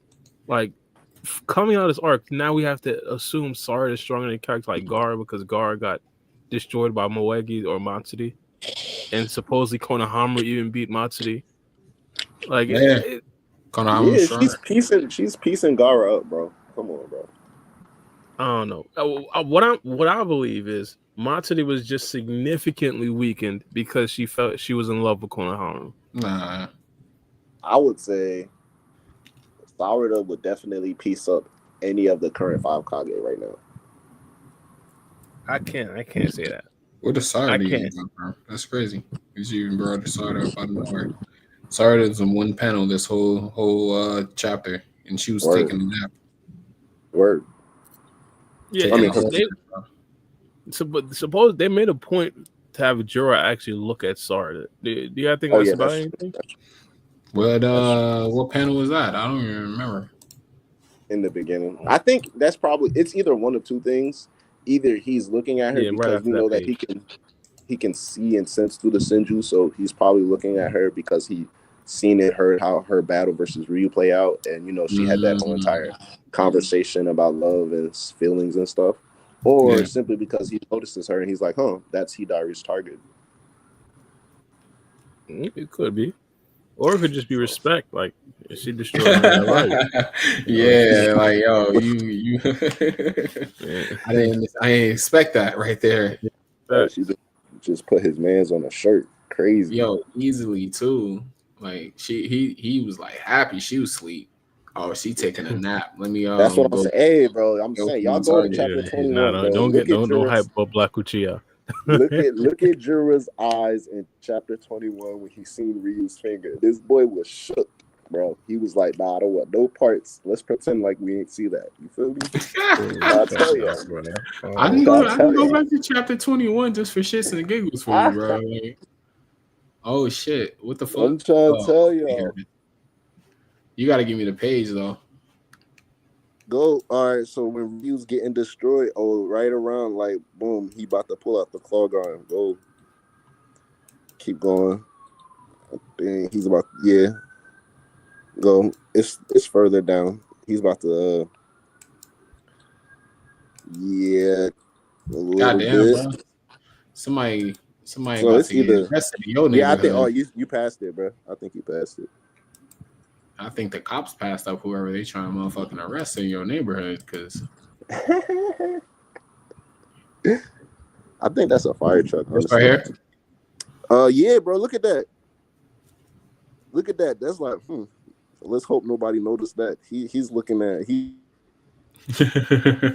That is that type of look that you give when you like see some shit, but you like, let's hope they ain't see nothing. That Will bad, Smith bro. picture. You had cut out. I didn't even know you still talking. My bad, bro. I didn't mean to talk over you. You said what? You had cut out. I didn't know you still talking. I didn't mean to talk over you. What did you say? No, I'm just saying. I was just saying. Look at his eyes. He's just like he don't want no parts. Bro, yeah, and I was saying Will like Smith that. meme, man. That Will Smith meme is crazy, but that's that look that you give, bro. With like you see some shit, like you look at some shit, you see it, but you don't want nobody to know that you saw, bro. Yeah, like, you try to keep it to yourself. You kept I am not getting involved in that, but I see what's going on though. Like you see a big ass MMA fighter beating his girl, bro. You gonna look to the side like, oh shit, I see it, but I can't get involved with this. God damn. Yeah, like, you always gotta take it. Beat both eyes. Wow. Or you see your homie get beat up by a motherfucking nigga that knows some fucking taijutsu and shit. Nigga, he's going, help me, bro. Shit. He's like, yo. You tell this nigga later on, hey, bro, I didn't even see you getting your ass whooped. My bad, bro. Oh, that was you fighting? I didn't even know that was you in the fight, bro. It's fucking. Yeah, that's crazy. Nah. He revived me. Oh shit! What the hell was that? But besides, just to get a little bit serious, I really don't think Jura is too worried about Sarada. Honestly. Yeah, I was actually surprised to see that Sarada still like knocked out like a whole chapter later. Bruh, she just unleashed the most fucking powerful jutsu that she's ever unleashed in her life, bro. That drained her chakra to probably like 3. True, but I don't like remember when Kawaki he used his karma stuff for one of the first times against Garo, and like even before that, like that's Kawaki. Yeah, but it took him. It didn't take him like multiple chapters to recover though. Like, but Kawaki also has regenerate. Kawaki has a regeneration built inside of him. That's one of the things that I'm gonna equip him with, so he can heal faster than Sarada naturally. Oh yeah, well, not naturally. You get what I'm saying? Yeah, true. Yeah, even before it was maxed out though, like he still had that regenerative ability. Like he was still able to heal way quicker than like the normal shinobi. Oh yeah. Yeah, so Sarada, bro, she goes 0 chakra. It's going to probably take her a while to be conscious again. Yeah, chakra GGs, bro. But it's crazy though. Like I don't know. Like maybe because this is like we seeing Sarada actually unlock her Mangekyo for like the first time, and she uses it. Because Sasuke, when he had his Mangekyo, he was spamming the fuck out of his Mangekyo. Yeah, he wasn't smart with it though. But what I'm saying is though, like I don't know if we see, because I remember, like I said, that if we talk about the Boruto anime, if we talk about the Naruto anime, and I just said I forget shit from the Boruto anime, bro. If you go back to the Naruto anime, bro, I'm gonna forget a whole bunch of shit. But I don't know if we like actually saw it live where Sasuke first unlocked his Mangekyo Sharingan and used it in battle. What do you mean, like? Yeah, I mean, like, yeah, we seen him. Like after the conversation he had with Obito, that's when he awakened his Mangekyo Sharingan. But did he use it though? At that time he awakened it, and I think he changed the team name from like Hebi to Taka, and they changed their goals to like. Got you. Yeah, and then the first time he used it was when they found a random ninja, and he used Genjutsu on them, just to like find out. Number 1, it's crazy. Yeah. Random Ninja 2-1A, and he wasn't using like crazy ass jutsu, so that's pretty much the reason why he didn't go, like he didn't drain his chakra as quickly. And you can also say I don't know how like accurate the mixed breed thing is, since Sarada's not like fully Uchiha, she is half Uchiha, using her Mangekyo and plus also when he first used it in battle. It was against Killer B. He had what's her name there, Karen there, and she healed him like multiple times. So he definitely would have passed out if not for her. Yeah, healed him, but he was like putting in work with this Mangekyo. Like he only had needed her to heal him when Killer B put like deadly wounds, inflicted damage on him. Like it I mean, wasn't because he was like overusing some Mangekyo. That had nothing to do with he him with because her. before he activated, because in that fight he used Amaterasu, and then before he activated the flame control, like his Sharingan had went out, and he was like in a desperate moment because, excuse me, Karin had already healed. You hear me? Mm-hmm. Yeah. No, so I gotta watch that again. Because I gotta watch that fight again. Oh yeah, because Kyrie had already healed the team like multiple times, and then they were already in critical condition, and Killer B was about to essentially wipe out the team, and he started having flashbacks of like Team 7 and stuff like that, and then he unlocked flame control to where he can control the Amaterasu, and he used the flames basically to protect his entire team and stuff like that. So like his odds was like done for, bro. He kept on like he literally. I ain't trying to make it sound like that, but he really like overused Karin's healing abilities in that fight for sure to heal like his chakra and all of that. Even Jugo's too. Like yeah, and Jugo. Sarda should have brought Karin with her then. Should have brought her along and used her as a motherfucking what do you use? Like a generator, pretty much. That's crazy. Generator. External generator. That's pretty much what he used Karin as, bro. Pretty much. Mitsuki could have been that too, right? Mitsuki probably has like a similar I don't ability. think there's no real healers right now on the battlefield, bro. Mitsuki's like a Mitsuki was a good medical ninja. That's medical ninjutsu user back in like the academy school days. I'm pretty sure it had to like have gotten better, like after 2 separate time skips. I think his but when I think Mitsuki and healing, I think antibiotics and like cures to like poisons and stuff like that, you know. Not when like they did that episode, when they was focusing on I believe it was Sarda who's trying to go through like medical ninja training or something like that. Then they showed Mitsuki, wasn't it Mitsuki who was like doing it like proficiently, like without like really any external training or anything like that? Like he was able to do it better than Sarda. I believe so. Yeah, like wasn't it that I'm not sure if he was actually in that episode, but I'm pretty sure I've read somewhere that since he's an academy student, he was able to use medical ninjutsu. But I'm not sure. I mean, but they got all those clograms around him too, so I don't think that he has the like time or like yeah. So that's probably not an option to really like sit there and heal up Sarda while you got multiple clogram around. I mean, you expect Konohamaru to fight him while he heals her? Like, bro. I don't expect Konohamaru to successfully walk that thorn ball over to where he's supposed to walk it. Like, I mean, he landed on both feet though. Oh my gosh, this is bad. This is bad. He landed on both feet though. He landed on both That's feet, true. bro. Hey, he was thrown high as fuck. I would have landed on my ass, bro. Probably broke my femur. He landed on both feet, Avenger style, and then took I'm about to say, yeah, bro. He posed too. My nigga struck a pose, bro.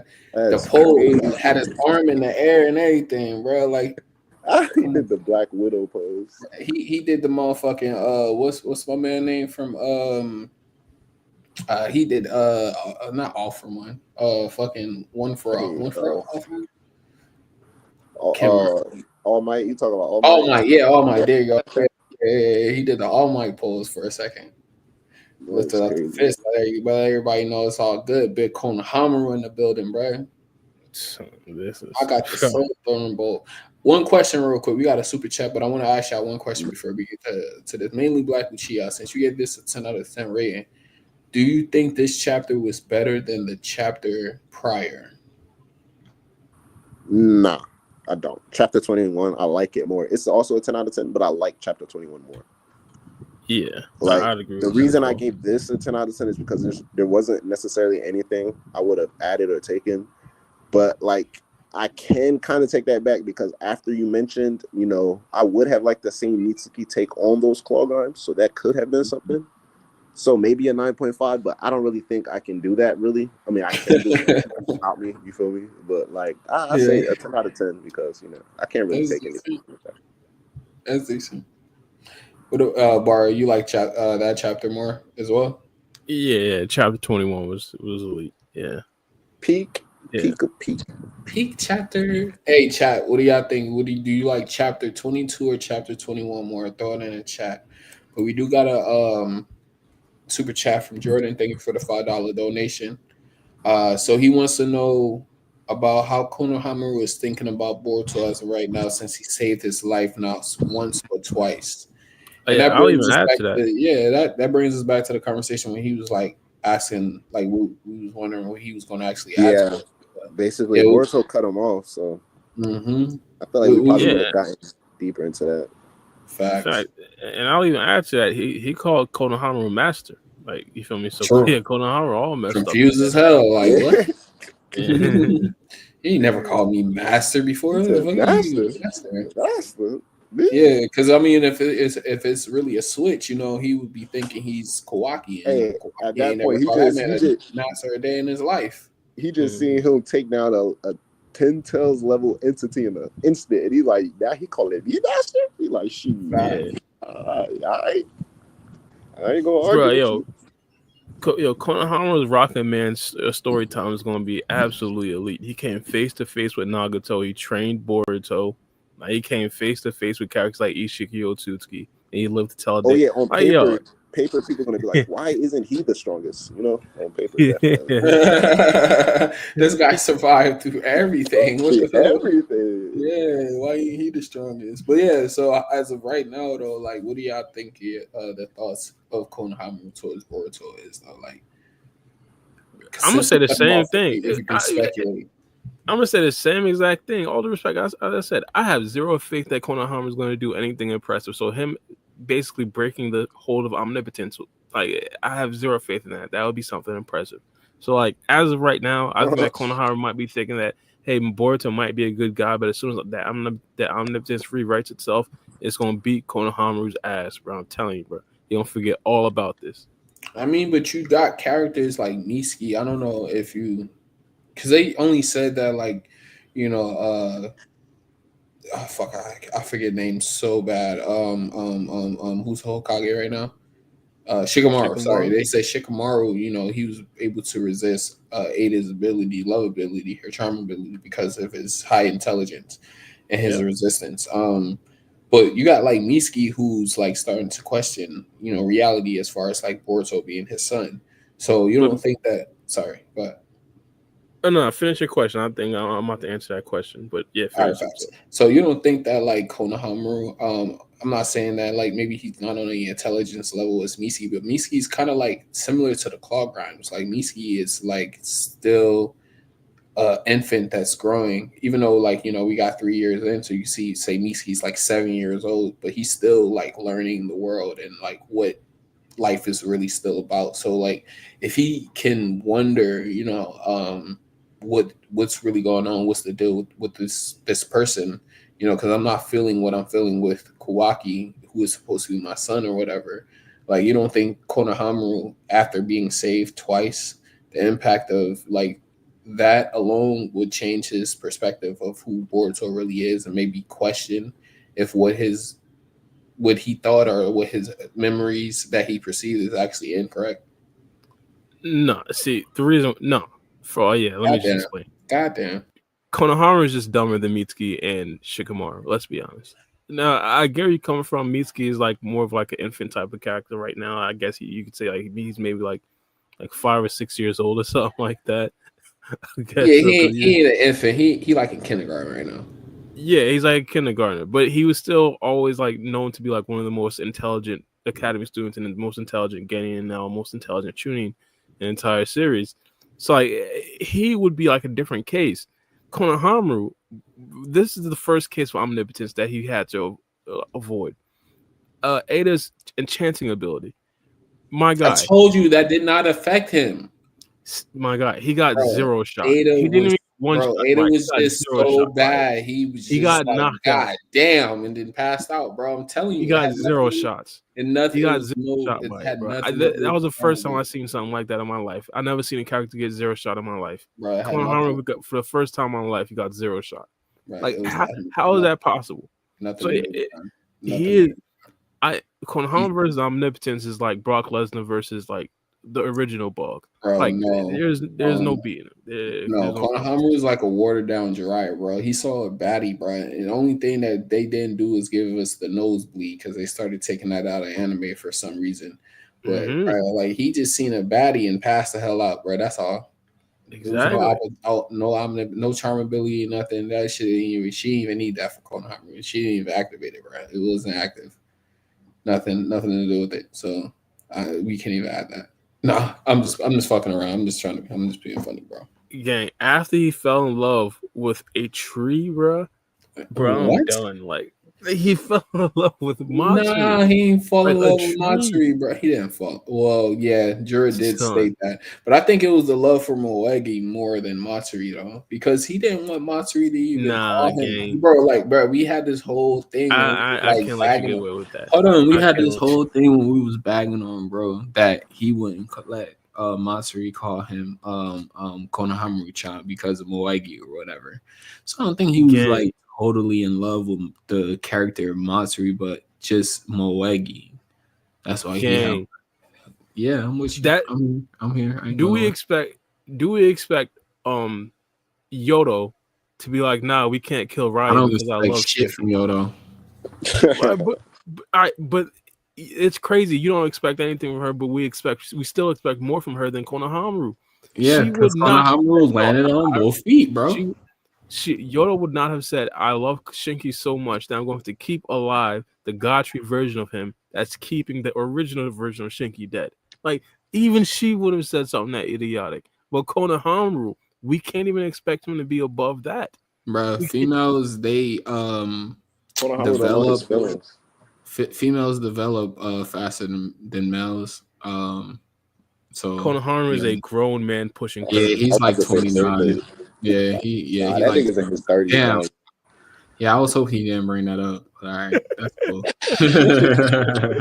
Oh yeah, definitely. We hit a 3-year time skip. He is in his 30s, bro. We got a 30-year-old man. That's crazy. He's getting outshined by children. This is crazy, bro. That's like if you're a pro athlete and shit, and then like you hop on the basketball court with the high school basketball team and you getting absolutely annihilated. That's embarrassing. Bro, I was ringing this bell back when they fought against Al. People thought I was just hating on Konohamaru. I said there is no way Boruto should be running point guard in a battle versus Al, an S level opponent. What are we doing here? MIA saving Boruto though. You got to give him that at least. He went MIA saving Boruto. Nah, gang. Nah. That's like saying if Team 7 went on a mission, if Naruto took point, like back when Naruto and was like an academy student, versus like a nigga like Zabuza and Kakashi provided assistance, and we say, nah, we gotta give Kakashi some credit. Yeah, he helped them versus Zabuza. Nah, hell no, we don't gotta give no credit. Hell no. He said hell no. Yeah, nah, that's true, bro. Yeah, they do Konohamaru dirty. But I mean, as far as bro's question, so you don't think there's no possibility, like no way in hell that Konohamaru would change his thoughts on Boruto? I'm gonna say no, absolutely not, because I just can't see Konohamaru having any sort of good moment in the series. All due respect, like just to put it blatantly, like Jordan, that would be too good of a moment for Konohamaru. Bar, right? Your answer is going to be disappointed whenever it comes to Konohamaru doing something that achieves anything. Yeah, but Black, what about you, bro? What do you think? I mean, I don't want to say like change his like because he has to find his anchor, like how Sasuke and Shikamaru and Amato found their anchors to like basically, this is what it is. So this is how I know my memories are being played with, and they hold on to that one thing, So for Konohamaru, maybe it could be that, like, I don't know. Boruto keeps calling him master, and he just, or maybe it's just that he puts his feelings aside and he doesn't like acknowledge, like, okay, whatever, he's Boruto, whatever, but this is what's going down right now. He saved me, so let's hear him out. Maybe it's something like that, right? Because omnipotence could change your memories, but it didn't say like it don't change your feelings. It's just that everybody gonna feel how they feel because of their memories, right? So Yeah. people can ignore, but all right, well, some people can be like, I don't care. Some people, I straight up don't care about Naruto. Oh, hey, what's up, Boruto? For me. But Yeah. Naruto is essentially this star of hope. So of course everybody is gonna hate Boruto because of the things that have occurred and how omnipotence portrays things. Even aside from just like Kawaki's lie, but in general, right? He took him in. He's essentially adopted child for like a year and a half, and then boom, he betrays the entire family and breaks it apart and dismantles the village. And now he's trying to help them out of nowhere. So it's going to be a whole lot of head scratches. It's going to be a whole lot of what's going on here and there. But then it's going to be a whole lot of people who see the bigger picture. Like aside from those who have their anchors, just see the bigger picture. Like, hey, we got these Pintails clone walking around. We still got Cole walking around. Like, I don't know what else is walking around. And Boruto is fighting with us, not against us at the moment. And he's taking them down. So, look, who am I to complain, right? At the very least, they can use him, not to sound like that, but they can use him as a tool. You feel me? As an asset, yeah. But I don't know as far as Konohamaru himself. Oh, bro. I mean, the dude is aspiring to be Hokage, so I can't say he's gonna figure it out on his own. I don't see what his anchor would be because, like, Sasuke had. Yeah, I was about to say. I mean, all right. I'm gonna be real. Sasuke had Sakura to rely on her Mangekyo awakening. I understand. Okay, that's that. Amato got his research, and Shikamaru's smart, and then he heard Amato talk. So I don't really see a way for Konohamaru to do it, bro, other than just put his feelings aside and just work with Boruto, like we said. Yeah, I would say like to answer bro's question, like if I would give my opinion, like I think that like omnipotence, it says it rewrites your memory back to what you thought before, like that, but that only affects you thinking that Boruto is Kawaki and Kawaki is Boruto. So like Boruto only said that like they asked him like, why don't you just like tell everybody that who you are. He'll say that omnipotence will rewrite that. But if we have Boruto, and he's like you said, he's being an asset to them rather than an enemy. He's not attacking them or anything like that. That could make them question, their thoughts of, did he really do that? Like, for instance, like, like certain murderers and stuff like that get locked up and then they're found out to be innocent. And then people for a long time thought they were guilty. And then, certain evidence pops up that, supports that they're innocent. So it could be like certain things like that so where they don't, it doesn't rewrite their memory of them thinking that Boruto is actually Kawaki and Kawaki is Boruto, but them actually like wondering, did this guy is he really the person who killed the Hokage? Why would he kill the Hokage and come and save us and like try to save the village at the same time? Like that doesn't really make any sense. So like that would make them question their memory and question their like perspective of Boruto, who they think is Kawaki that killed the Hokage. Right. Yeah, I could see that. My thing is, I think the characters have to get to the point where they can wrap their mind around the concept that their memories are lying to them. And I think only like the super smart characters can actually get there. I just don't trust that Konohama is one of those characters. Yeah, I don't think he's gonna do it based off of like understanding his own memories are being swapped. I think that's like I said, like that's expecting too much from the character. So for sure. Hey, I don't even. This is why I just don't like talking about Konohama. I'd be getting disappointed. Okay, how we feel about, because everybody's talking, Boruto's and he's in a pickle. Pause. We all know it. Do you think Momoshiki is pulling up next chapter, or like do you think Boruto got something else in the bag? Or because I think that wasn't like a full powered Uzahiko, and we know that Jura can nullify the effects of the Uzahiko, right? But like it's not like he's immune to it because it still affected him. So do you think either like a strong enough Uzuhiko can get the job done, or do you think like Momoshiki, like we might be seeing Borushiki next chapter? It has to be Borishiki because Right. Kashin Koji has said, like, even in this chapter, he says Boruto is done for without a doubt. Like, Right. verbatim, he says without a doubt he's done for. So, like, yeah, there's no Uzuhiko there's no stronger version of Uzuhiko that Boruto could probably use that beats my guy Jura. Yeah, the only thing that could Well, probably help him he is some sort said of under these certain circumstances, though, so it can be like some outside factor that helps that like becomes some outside factor that works in Boruto's favor. My bad, I have burped. No, I guess it could be. And the outside factor that I was gonna go for was what my guy Black Uchiha recommended, which is Momoshiki. It has to be Momoshiki because up to this point, Kashin Koji has yet to mention Momoshiki when he talks about the Doom.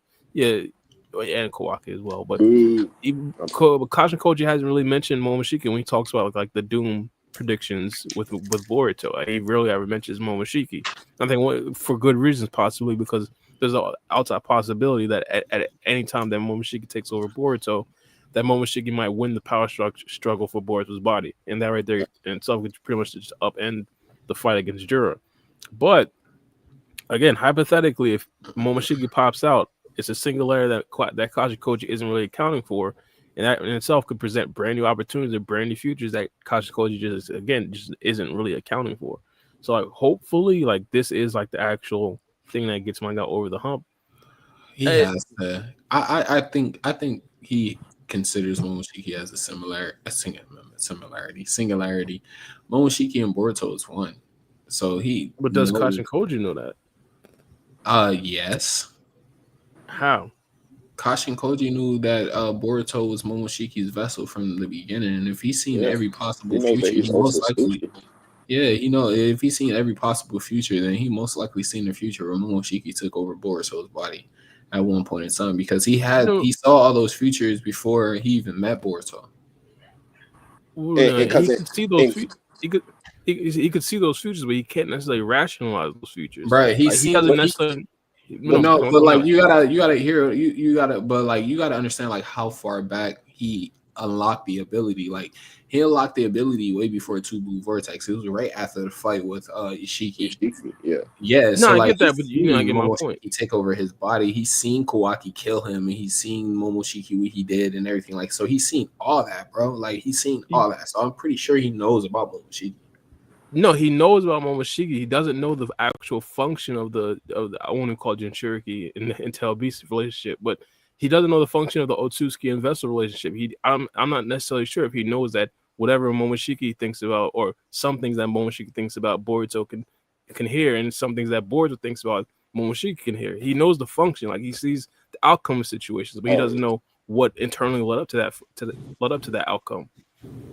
Like, does he know that Momoshiki and Boruto are trading memories?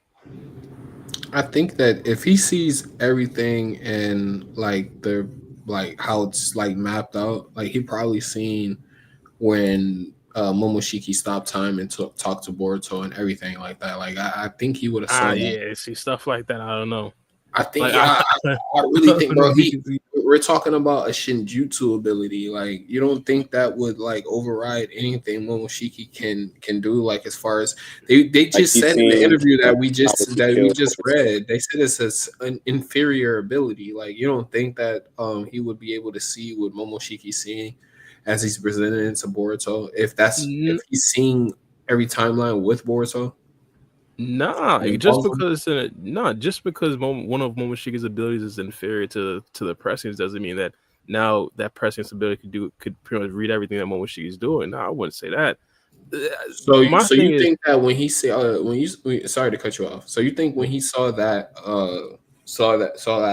future because he had to, it actually happened when we also established that he unlocked this ability around the Ishiki fight, like a little bit after that. Like, you think that when he saw those multiple futures and he seen the timelines and when he seen Boruto actually like get when Momoshiki made time freeze and stuff, you think that he just saw that as the time freezing and everybody's just stuck there and Boruto just standing there You don't think that he's seen Momoshiki and Boruto's conversation when Sasuke with just a basic Rinnegan was able to see what was going on with Boruto and Momoshiki? But we don't even know if Sasuke knew everything that was going on. But even still, I think that would be like a completely different function. Come Like on, again, man. prescience isn't necessarily the Sharingan. The Sharingan has a completely different function, and that Sharingan itself could probably let Sasuke peer into that specific situation. But prescience is completely different. It's just seeing what's happening, seeing what could happen. Like I'm not sure if he knows like all the underlying details about why things are happening. He just knows it is happening. So of course he could probably predict what Boruto is probably going to do, or what could probably happen, but he doesn't necessarily know why, the internal thoughts. And to this point, he hasn't really talked about any Momoshiki stuff, like pretty much anything. I don't necessarily know. Again, it hasn't necessarily been proven that he knows specifically what Momoshiki and Boruto's relationship is like. And because he doesn't necessarily mention Momoshiki as a singularity, it lets me believe that he doesn't know that Momoshiki is a singularity. One thing I can say to rebuttal that, Bar, is that it's at the very least Ikimoto established that between Boruto and Kashin Koji, that it's obvious that Boruto wants more information from Koji, and Koji is withholding information from Boruto. So we can, it's at that point, is whether you believe it or not, chalk it up to the possibility that, no pun intended, Kashin Koji is withholding certain information revolving around Momoshiki from Boruto because of whether it A, B, C, or D, ... whatever reason Kashin Koji may have. No, that's possible, but I just don't necessarily think that could be like the reason as to why we think it's for certain that Kashin Koji knows the function of a Otsutsuki and Vessel relationship. Like, you see what I'm saying? I agree with you for the most part. I don't think Kashin Koji, like whenever he uses prescience and he's seeing all of these futures play out, he can see or hear internal thoughts. So only things that are vocalized or like outward dialogue, he can comprehend those things. Because I do think he's able to get as much details as he wants with the ability, because he's able to explain to Boruto, like, not only that he created a fly rising jutsu, but how and why he created, because of all of the trial and errors the future Boruto went through and discovered out on his own. So at the very least, we know he can get like minute details through this ability, but I don't think it can go as far as like eternal thoughts. So like to be like as specific as saying like he knows whenever Boruto and Momoshiki are trading, I don't think he can do that. I don't think he can tell. So if everything stays internally between the two, I doubt Kashin Koji understands what's going on unless Boruto is speaking out loud in some of those encounters. Yeah, I agree. I agree. I can see that. Yeah. I just always thought that like it was less internal thoughts and more of an ability that Momoshiki was using whenever he manifested himself to Boruto. No, it probably is, but I think the big part is like Momoshiki knowing what's going on in the outer world. And Yeah. I'm not sure if Kashin Koji knows that Momoshiki knows what's going on in the outer world. See what I'm saying? It's more of like an intelligence thing. Well, you can. Well, at that point, Boruto may have already told him. Like, who's to say Boruto hasn't disclosed to Koji like the last time he used karma and why he hasn't used it since then? So, is it really? I can.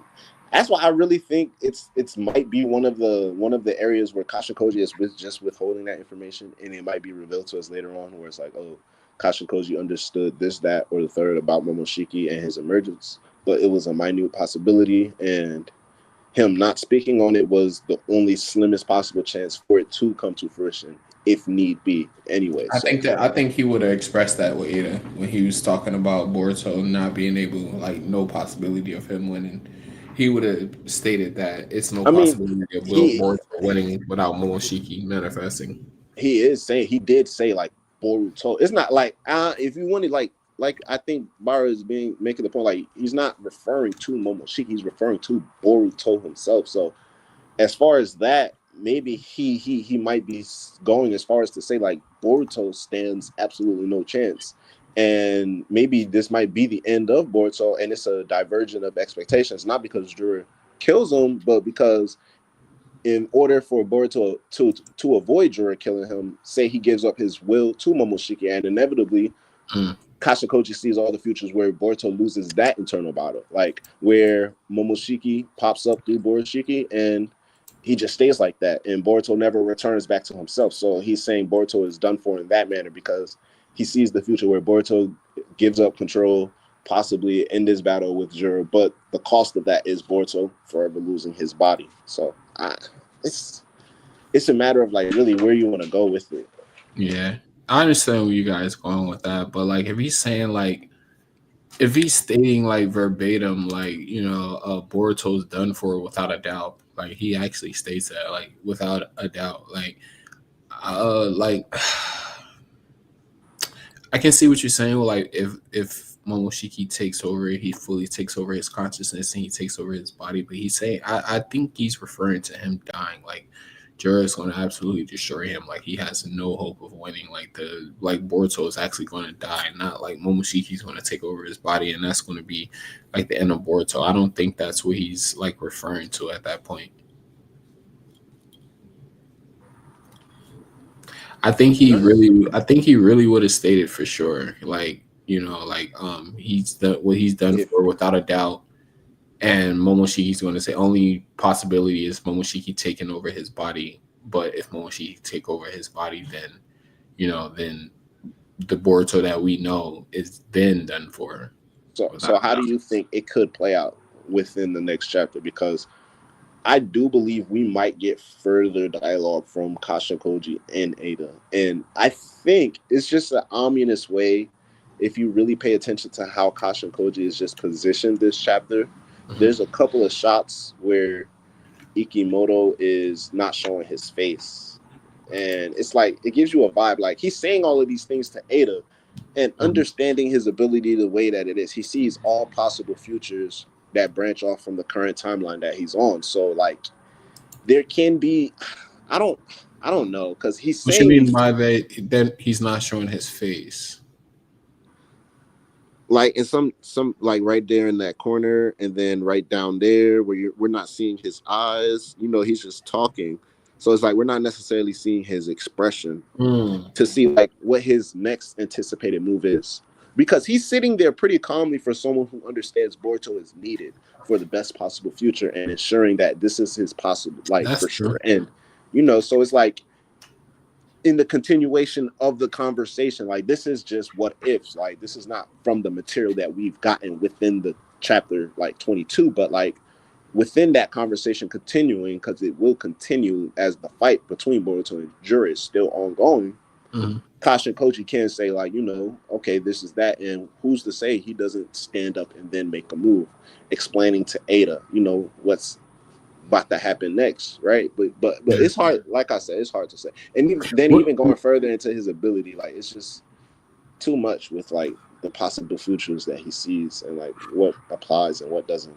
What about Ada being a singularity? Like what like let's exclude Momoshiki from the singularity conversation, since we already know that Ada is a singularity and she can transmit information to Konohamaru pretty much into not Konohamaru. Sorry, I keep on calling this man Konohamaru. She can pretty much instantly speak to Shikamaru. Sorry. I don't mean to disrespect the GOAT. So she can give information to Shikamaru, letting them know, like to let Amado know to like release the limiters on Kawaki, so Kawaki can help Boruto. So that would be a future that Kashikoji didn't really can't see because Ada is a singularity. So any actions that she does to affect the future is a future that he didn't foresee. So like what if she engages in some type of way to like help out the situation, whether it be Boruto unlocking his karma seal via Kawaki going there and he doesn't have to unlock his limiters, or her convincing Amado to release the limiters, because if he don't, then everybody is pretty much destroyed anyways and his daughter has no hope of being revived. because Kawaki, you either want to lose Kawaki and Jura's going to destroy the village anyways. So he pretty much has no choice. It puts Amado in a bind, and he's more inclined to accept Kawaki's offer to like increase his limiters to beyond max so he can help out Boruto. That would be a situation that would would be out of Kashin Koji's scope if that singularity thing works how I'm thinking it works.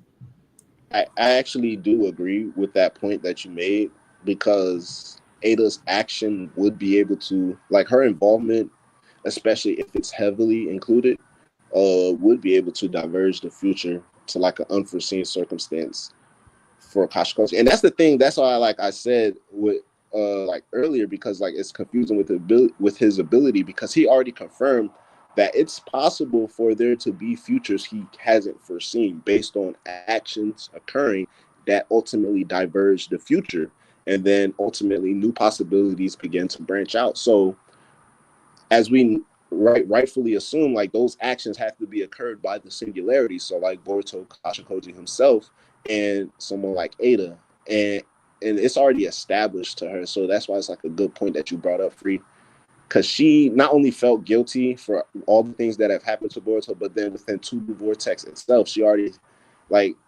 outwardly and inwardly stated she wants to meet personally with Boruto and speak to him. And we understand like how like Ada's one of my favorite characters in the story. So like how like really detailed her character is, especially dealing with her emotions and how she carries herself within the world, but also presents herself.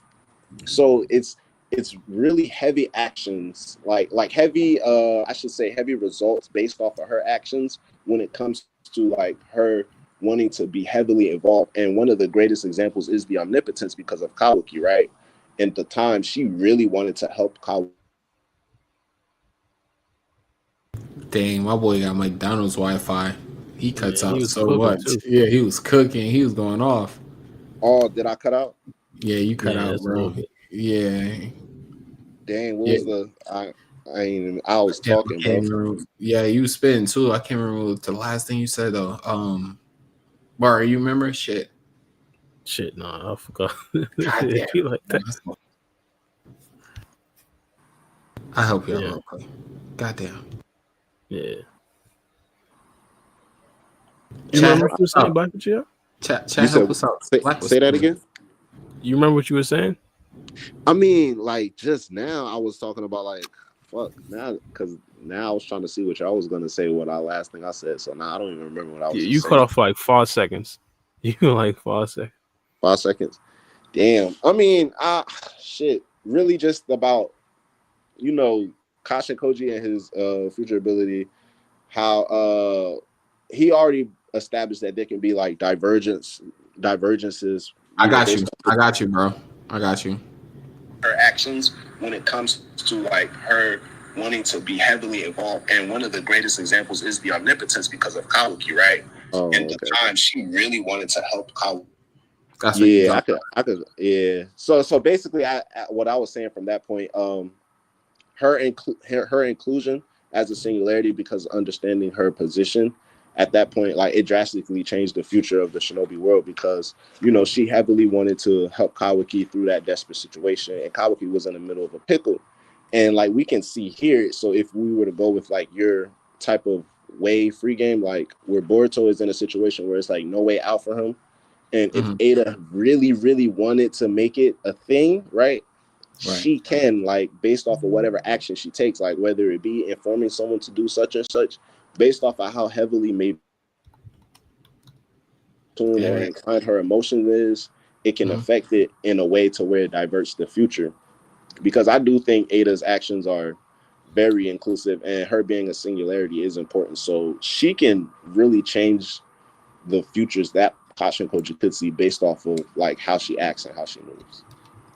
Facts. Quick question though, Bar, did you have anything to add to that? Oh no, I was straight.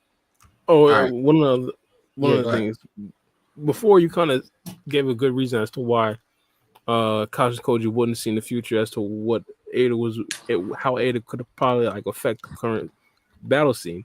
It'd be the same thing for Momoshiki. Like, you kind of consider that. The only thing you're saying against Momoshiki is that Kashin Koji should have seen what Momoshiki would have done, but Momoshiki is a singularity. Well, then at that point, I would have to agree with you because I said when it comes to like him stopping the time, I would say it's a toss up whether Kashin Koji can see that future or not. But since Momoshiki himself would have to be a singularity, I don't think Kashin Koji would at least be able to foresee that future before it happens. So yeah, you are right in that regard. You're right. That's true. Yeah, you bring up a good point. Well, I did want to ask you guys though, who would you rather see fight alongside Boruto against Jura? If Ada, if my prediction is accurate, and she's the one who sends somebody off, and Koji, he doesn't account for that. So who would you rather see? Ada go, Kawaki, or Damon? I'd say Kawaki. I'm surprised you didn't mention my gal Himawari, but yeah, I'd say Kawaki. Damn, yeah, Himawari too. Yeah. Let's add Himawari into that too. Yeah, I'd still go Kawaki just because I want to see their karma seals resonate with each other. Plus, them going to that horn state of the karma seal. We haven't seen that in ages. So yeah, I'd probably say that. About you, Black? I would say I think it might be. So who would say? You said what? You said why? No, who and why? No, yeah. Yeah, I think it would be Kashin Koji, but I would rather see someone like Damon pull up and help fight, just to settle the difference once and for all. I wouldn't mind a Damon battle either. So you brought up Kashin Koji. I didn't even add Kashin Koji into that. So that'd be interesting. You think Kashin Koji would sacrifice himself to actually save Boruto since he's the only hope to save everybody pretty much in his eyes? I think so. I think that might be the way we're going. Kashin Koji is going to sacrifice himself, and he's banking it on because I believe he sees a future where a future where he sacrifices himself to save Boruto. If everything goes according to that singular path, things can get done. But at that point, Kashin Koji is dead and gone, so he can't assure. So he would have to absolutely trust Boruto to get it done. So. And I believe, I just think it's ominous the way they're not showing his eyes this chapter. So he's gonna make a move. I really do. Damn. I don't know, because I don't see Kawaki pulling it as much as I wanted to. But I was pre Mangekyo Sharingan Awakening, I was heavy on Kawaki pulling up and Boruto pulling up to the battlefield. But the Mangekyo has shifted the entire vibes of the battlefield. So I don't think Kawaki's pulling up for this battle. Bro, Sarah should not be a factor. All due respect, she just has a Mangekyo Sharingan. What is? It's only a Mangekyo.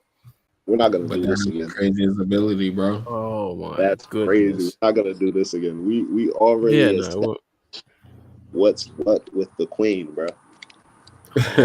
Goodness. She's legitimately above characters like Madara Uchiha. Not even a question, bro. Yo, so why wouldn't Damon be added into the situation? Why Koji wouldn't even think to add Damon in if Damon is who he say he is, number one? Ain't no number two, bro. I'm number one.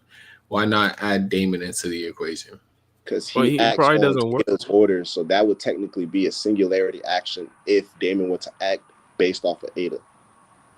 I mean, Ada doesn't have to tell him you're going because of this and that. Just yo, it's somebody strong. You want to go fight him? I need you to whip his ass. To be honest, I think it could be a situation where Boruto and Damon just don't work well together. Don't matter. I mean, if Kashin Koji sees the future of Damon and Boruto collaborating and they both die, it wouldn't be advantageous to tell him you should get Damon to help. I just know for the fact if Damon pulls up, bro, and especially if he's there and he's helping Boruto, there's essentially you giving him an ally too, so he's automatically stronger because now He just touches Pauls. He touches Boruto.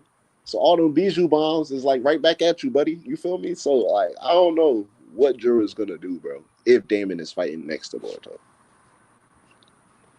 I mean, in Boruto, honestly, he'll be willing to collaborate with Damon. You see, he was willing to fight with With Cole Code, yeah. against Shinju. So why not Damon? You feel me? To be honest, I wish they'd explain that, like why Damon hasn't really been active. Because it's Damon not worth chilling, bro. He ain't bro. trying to get his jammies dirty, bro. Yeah, he's chilling, bro. That's why I keep telling people, man. I understand. My man's got to get better Wi-Fi. Facts. My man's sitting at Starbucks doing a podcast. I keep going. Y'all can hear me? Yeah, we can hear you. Yeah. Nah, I was saying, until I see Damon get humbled, bro, he's the strongest in the story. Bro, I mean, his ability is kind of like Sardis, bro. we got to see it fail to see somebody be to rationalize it. So I get it. I can't even cap. Yeah. And Damon is more so because he just got a reflection ability. Anything you can say you could do to Damon, you can just reflect it. And he's brute. He's like he has brute strength too at that too. So like you gotta add that into the equation. Like his taijutsu is like fucking maxed out. So I just don't understand if he's the strongest. Kachin Koji sees every possible future. He doesn't see a future where Damon takes on Jura and wins. Like, I mean, why even structure the what he sorry to cut you off. Why even structure it the way he did to send Sarda and all them out there so Sarda can lock her Mangekyo when you can just send Damon to just like wipe them all out. Well, that's the reason as well. I was about to say one of the possibilities I could see is Kachin Koji setting up like these like dangerous missions so the actual characters could get power ups. Like for example, Sarda. The reason why he didn't send Damon is because he probably thought that Sarda unlocking her Mangekyo Sharingan would probably be helpful to Boruto in the future, and he's probably seeing that future happen. Same thing with this situation with Boruto. Like hypothetically, it is a situation where if Boruto like has Damon help him, it allows him to beat Jura quicker. But maybe Kachin Koji in the future where Boruto does betray his wishes and does join the battlefield, and all of a sudden he gets like a power resulting in it. I mean, because of that, he doesn't want to tell anybody because if he does, then that power might be in danger. So like he could be doing things or even lying for specific reasons. That could be a situation. I mean, I could rock with that if it wasn't him having a personal conversation with Ada. Like, what is Ada going to transmit to Boruto that's going to interfere with him getting said power up if he stays there and fight with Jura? He said he's done without a doubt. Like, there's no other possibility of him winning 1-on-1. Yeah, that's what we believe. But again, it's even possible that he's anticipating Momoshiki, that he knows that Momoshiki is a singularity, but he didn't tell anybody that Momoshiki is a singularity because they'd act in a certain way where they know that Momoshiki could easily take over Boruto at any time, and that in itself would have everybody treat Boruto differently. But like, what I'm trying to say is though, like he's not having this conversation with everybody. He's having a conversation with Ada. Yeah, I don't think he fully trusts Ada either. I don't think he fully trusts anybody because anybody could alter what he's seen in the future. Yeah, but Ada doesn't have the. From what I know, Ada doesn't have the ability I think her what's her name? Where she can just do mind transfer jutsu, where she can talk to somebody in their mind. I haven't seen her. Well, her and Kachin Koji do it, which is weird.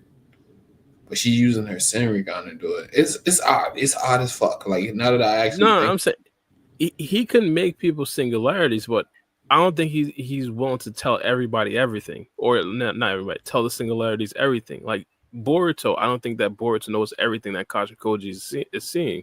So like for him to he knew trying to one thing with the singularity thing though. Like one thing with this singularity, Ada was a singularity before we even knew Ada was a singularity. And he already knew Ada was looking and viewing what he was talking about. So he can see what the singularities are doing. Like he see timelines where singularities make certain actions. Well, so we can't say that he does. He essentially rationalized Ada being a singularity because he knew that she'd go back and review their conversations. That I don't think he needed like prescience to know that. But I'm just saying, like, even though Common like sense at that point. but I get what you're saying. yeah, I'm saying even though like the appearance of what's it called of a singularity is like kind of threatening to Kashin Koji, and they kind of know the future. Kashin Koji's still not going to let them know everything about Right. the future. So it would be a natural thing for him to kind of like want to withhold information from Ada, similar to how he's kind of withholding information from Boruto. And one of the reasons why he probably wants to withhold some of the information, at least from Boruto, is because Ada could probably review their information, and of course Ada will now know, now know that particular future that he'd have to tell Boruto. So in a way, like he's kind of like withholding information from his singularities to make sure that they're not a singularity with everything. That is a fucking oxymoron. What? Yeah. What I did you know. say? He's withholding some information from the singularities, so they're not singularities for everything. Like for example, Ada knows about like the future in regards to like Jura and everything like that, where most futures Boruto dies and stuff like that.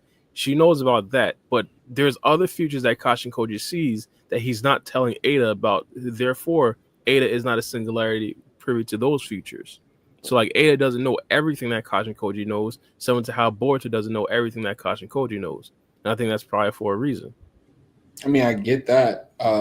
So what's the point of even labeling somebody a singularity? You can pretty much tell everybody anything and just No, withhold information to make them a singularity, and it wouldn't really affect the future in any type of way. no, it would, because hypothetically, if Boruto knew that there was a small chance that Sarada would survive the battle versus Ryu, Boruto would then want to intervene and help out Sarada, which would then cause her to not gain the Mangekyo Sharingan. So even though Boruto was a singularity, not making him a singularity to everything was advantageous to Kashin Koji, because now Sarada has a power up. Yeah, I get what you're saying. What I'm saying is though, like the singularity thing makes no sense at that point, because at that point you can make I keep on saying Konohamaru. You can make Shikamaru a singularity. You can make fucking Sarda a singularity. If you're just sharing like just certain information, but the information that you're sharing with No, them is just sparse information, and it's not really given like you like basically giving them vague details where they can't really affect the future in any type of way. Like you no, can they tell them can one affect time the and future. then No, therefore they're a singularity, and you don't tell them nothing ever again. So how can they affect the future? Real quick no, they before can y'all affect the continue, future. real quick before y'all continue. I think it's a distinct difference between like him just sharing information of like them to do certain things versus him revealing, because he only revealed to Boruto, and obviously Ada knows like fully that he has this ability. He can see all possible futures. So they Oh, understand I that. get what you're saying. Yeah, I get Yeah, that so point. as Yeah, opposed to yeah, just yeah, yeah, yeah. certain information to go do Just like, knowing that he but can yeah. do that certain thing makes them a singularity. Get it. Got it. Got it. Yeah. Got it. Got it. Makes sense. That makes more sense. I don't know. Maybe that's what Barrow was saying. It just sounded like he was talking in circles. That's why I was like, what? You understand why it was advantageous for Boruto to not know that Sarda could have died in the battle versus Yeah. Ryu. Yes. No. I completely understand what you're saying. But I was just saying, like, at that point, you can make anybody a singularity because it doesn't really matter at that point. No, it does matter because they could still impact the actual point of Jura potentially killing Boruto. But again, Boruto could take steps to impact that final thing, but he couldn't have taken steps to impact Sarda unlocking the Mangekyo Sharingan because he wouldn't have known. And Sarda unlocking the Mangekyo Sharingan is potentially important to that overall final mission. Yeah, true. But he could have told like Himawari or some some shit, and she's not there to tell. Like, she's not there to tell Sarada. That's just how you gonna unlock your Mangekyo Sharingan. Like he could have told her And then that's just after inviting they more already left. liability. It's just now you're just telling people to things just to invite more liability. It's just But things I'm you got to just worry saying, about like now. making her a singularity at that point in time. If I'm thinking the way that you like make them out to be a singularity. To be like if you just tell them, like, yo, this is going to happen, that makes them a singularity, rather than like Black Uchiha's explanation, where it's like he lets them know that, hey, I have the ability to see all possible futures. That makes you a singularity at that point, because then you believe him and you trust him at that point, because you know that he knows everything. So like if he tells you something, then you're gonna fucking actually like uh take the actions to try to change whatever is going to happen, if it means the death. So like that that's just what I was saying. Where I was like, maybe that's what you're saying, and I just didn't understand what you Well, were no, saying. both are true. Like hypothetically, if Kashin Cody doesn't tell Himawari that in the future Sarada is going to be able to unlock a Mangekyo Sharingan if she fights against Ryu in battle, like just because she knows that doesn't necessarily mean that now she knows that Kashin Cody knows every potential future. But she's a singularity to that specific event that Sarada might actually, or that Sarada would have a Mangekyo Sharingan if she fights against Ryu. And hypothetically, Himawari could change that event because she's now a singularity to that specific event. How does she? But how could she change it if it's like he tells her afterwards? Though, like they're already there. They're No, I already mean mid. before, like if Oh if yeah, if yeah, you're Venom. saying Yes, of course. Yeah, yeah, yeah, yeah. yeah, I'm but just saying, like, go ahead. just because she knows that doesn't necessarily mean that she'd have to know that Kasha Koji could see all possible futures. She's a single. She just be a singularity to that one event, and she would be able to actually change that event, which would Nah, probably make it problematic. I think Black Uchiha's explanation of being a singularity makes more sense. Once you know that Kashin Koji can see all possible futures, then you're a singularity to the situation. But that's not the significance of being a singularity. The How do you significance is know? being able to change a specific event. Like just knowing that Kasha Koji could tell the future doesn't necessarily mean you're now able to change specific future events. I mean, yeah, you make sense. Yeah, like if you know that he can tell, but I think it's like all in one too. At the same time, like you Yeah, know that he can tell. Yeah, go ahead. yeah, no, yeah, it is. It's not necessarily like a different thing, but the most important thing to being a singularity is being able to change the future. And if you don't necessarily know specific events that happen in the future, you can't necessarily change that specific future. So just Right. knowing that Kashin Koji has that ability doesn't fully make you a singularity because you don't really know the specific events that happens in the future that you can Yeah, actually change. yeah, I can agree with that. Hmm. Yeah. So all right, I guess we could talk about potential uh of things that could happen like in the next chapter. One of the things that I think is it has to happen is there has to be some sort of outside force, and again, my idea has to be Momoshiki. It's pretty much lining up. I thought I was like kind of like in a minority, but now it turns out that a lot of people actually do think that Momoshiki might pull up in the next couple chapters. Mhm. But yeah, I think Momoshiki pulls up for sure, for a fact. I think my guy Kashin Koji is gonna make a move. He's gonna surprise us all. They're gonna divert our expectations, and it's I rock with the character, but I think it just fits the narrative of what the only other way it can go to make it like work and be okay if they definitely don't want to do the Momoshiki thing, or if they're just trying to make us think it's one thing and it's gonna be another.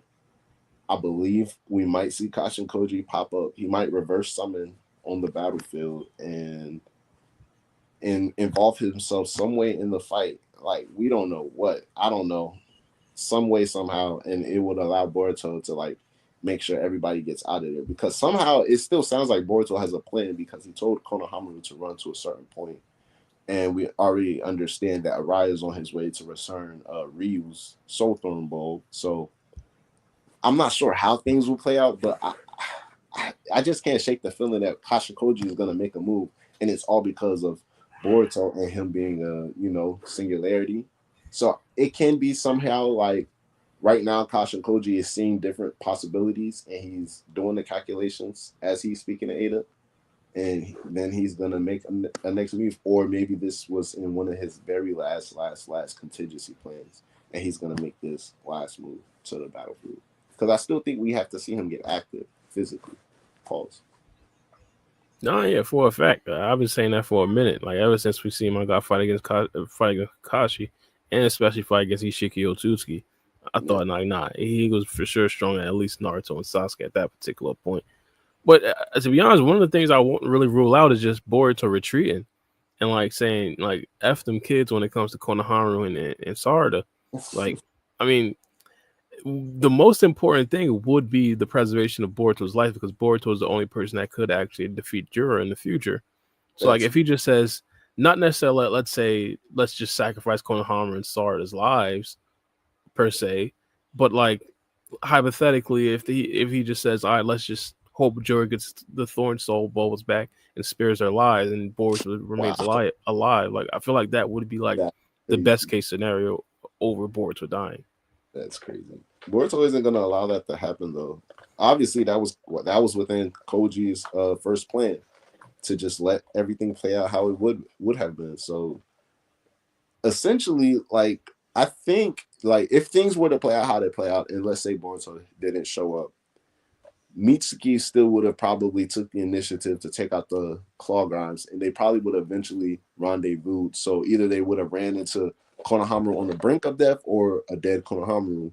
But like Boruto said this chapter, Matsuru was already pretty beat up. So I don't find it hard to believe that Mitsuki and Araya, and possibly at that point, maybe an awakened and fatigued Sarada can take out a very beaten down Matsuru. Man, I don't. In my mind, like as soon as you talk about the thing, it just goes directly to Konohamaru dog. Like how in the world did he fumble that bag, bro? Oh my god. My bad, bro. Oh My my bad. gosh. My bad, bro. It's just like an automatic. I Like mean, oh my days. I don't even want to go. I don't even go back. yeah, I'm saying, Into like, yeah, but like, just aside, just like even aside from Konohamaru, like aside from his mishaps, right? Just understanding the way things are playing out, right?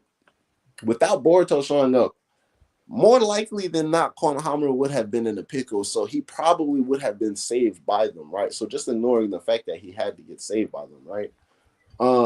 Them being able to finish the job might have been that best case scenario that Kashin Koji was hoping for. So Konohamaru possibly could have been sent to the ICU maybe for weeks, maybe for months. Maybe Konohamaru would have died, right? He was just going based off of what Kashin Koji and Ada were just saying at the time, which was it looks like Konohamaru's about to bite the dust, which according to us too, that's what it looked like, right? Because he had his opportunity, he blew it, and Matsuri had him pinned against the corner. But as we see based off of this chapter, whether it be adrenaline or not, Konohamaru has the strength to at least run and sprint full force. So he would have had enough in him some way, somehow. So we can't say for sure. I definitely wouldn't say and expect nothing. But even beyond that, I don't find it hard to believe to see him surviving long enough to where Mitsuki clears out the remaining claw grimes, and we know Jura isn't going to pull up as long as Boruto isn't there. And perhaps he still sends Araya to go put in Shinki's soul thorn. Maybe Shinki joins the team and he rendezvous, right? And the only ones who are like a fatigued Sarada, and we don't know Yodo's current condition, whether she's dead or not completely, right? Are there, and Shinki, Araya, and Mitsuki go rendezvous with Konohamaru, right? So we don't know how it could have played out, and these are all the possible futures that Kashin Koji himself could have saw, and Boruto is the one who changed everything. Yeah, nah, this is crazy. This is crazy. I get thinking overall and macro. I think like if the arc probably isn't done in the next couple of chapters, I could easily see it spanning for like the next like 10 and 12 chapters, like another year, because we The gotta go fun, through we gotta go through Bug, we gotta go through the other Shinjus again, plus Jura and the cold storyline with the Shinju. Like I'm thinking it should be over in the future, like because one of the things that stood out to me was when they talked about how if Jura dies, all the rest of the Shinju fall. I think this would be like the perfect time to have it happen. But I guess it would be like a good thing because we still haven't really gotten the Hidori versus Sarada battle. Now that Sarada got her her Mangekyo Sharingan. So yeah, it's looking like it's about to be like another, let's say, at least 6 or 7 chapters. That's not even a freaking battle. But No, I agree. It's a battle. I'm saying no, it's not. It's not. No, he's gonna be dust if she has her Mangekyo. But I like. I don't think that it should end like in the next few chapters. One thing that, excuse me, I just had these freaking egg roll. They like cheesesteak egg rolls, bro. Fucking fantastic. Oh my god. Anyways, oh shit, that was good. Anyways, I always had a problem with like the Boruto like villains. I thought they was like really short lived. So like them adding more character growth to like character like Jura. I don't think this should be like the last battle Jura and Boruto has. I think it should be interrupted in some type of way, like kind of like the Naruto and Sasuke versus Jigen fight when they first fought Jigen. How he still had Jigen at the end of that battle. I think it should be something like that where Boruto he gets away some type of way, something happens where Boruto gets away, but Jura still survives because, like you said, we still have other characters. We still have Bug, and I'm really interested in his relationship with Ada and like how that's going to transpire in the future. So, because if that don't happen, bro, I'm gonna be pretty disappointed. If this is like the end, like if in the next 3 chapters, say Boruto finds a way to figure out the way to be Jura, and I'll never get that interaction with Bug and Ada again. I'm dropping the series because I need to see that, bro. I need to see it. I don't know. No, like seriously, like I think it's needed. I don't know for sure. I highly doubt that Jura is gonna get defeated within the next chapter. But I do think within the next few chapters, let me say. But I do think the arc is gonna end, and I'm not referring to like the overall Shinju arc. I'm just referring to like them being within the Sand Village. So I just think both sides are gonna have whatever they have. So Jura is gonna either go back and he's down 2 Shinju, or he might be down 1 Shinju. And Boruto's obviously gonna live, right? It's just gonna be a repercussion of how and why Jura retreats without killing Boruto.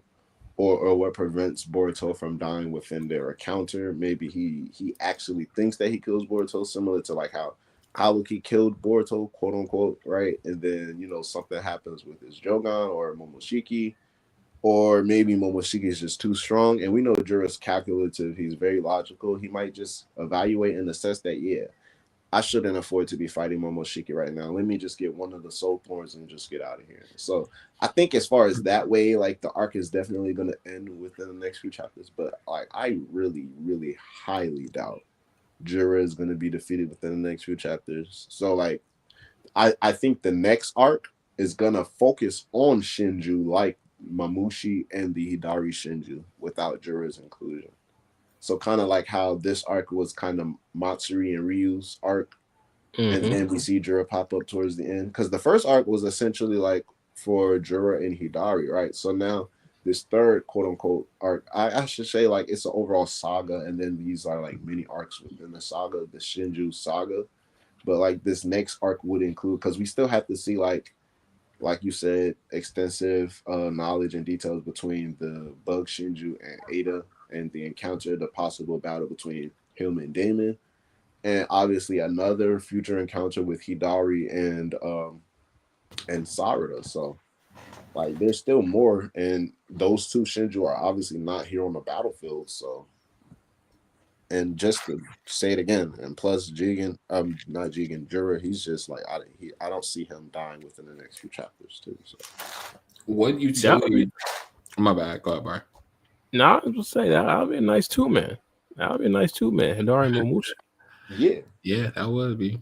That would be. What do you think is the utility that the soul thorn bulbs serve for Jura? Like, why does he make it a personal obligation to himself to retrieve the soul thorn bulb and like reanimate his Clover or his Shinju? I'm sorry. Like, why is it important? Like, so much to him. Like, why not let them take the soul thorn bulb and revive Matsuri? Like, why go out his way to come and get it? and retrieve it. I mean, those are his strongest soldiers. Yeah. His strongest soldiers. Himself will be rolling by himself eventually if he just let them die out. Yeah. And plus, you don't think it serve any other utilities to him? Plus, I just think it's just logical to him to like, oh, they're dead, and then the Soul Thorn bolt pops up. So, and then it also surprised him because it's like Hidari's Soul Thorn bolt popped up, yes, but like once it popped up, and now that we know that Jura can sense all the other Shinju's emotions and see through their eyes and stuff like that, he basically was aware of what was going down during Hidari's fight still.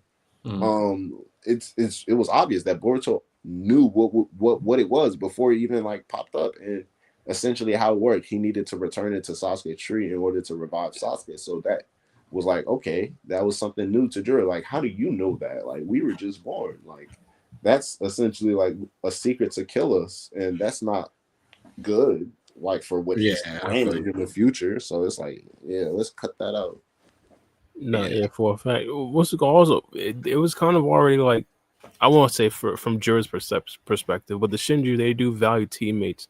Like as soon as they seen Shinki, they thought he'd be like a good teammate, a valuable teammate to the cause. Yeah. But why though? Like I don't know. Maybe I'm looking a little bit too deep. Yeah, I chalk it up to like I just like they all have different personalities, you know. So it's just that's true. And plus, Jura is the Ten-tail, so how can you just say like I don't? It's just like what would the Ten-tails given sentience act like? So you know. Yeah. So like you bring up a good point though. Can't remember who brought it up though. Like like everybody knowing like this is how you can kill us or bring us back. Like too much information. Like do you see? Because he pretty much is like trying to interrogate Boruto into telling him who's giving him the information. Like, how do you know so much about us? We were just born. Like, do you think like where do you see that going as far as like Kashin Koji is involved? Like, say it again one more time. Yeah, I cut off a little bit. Oh, I cut off? No, I did. My headphones. Oh, nah, you good.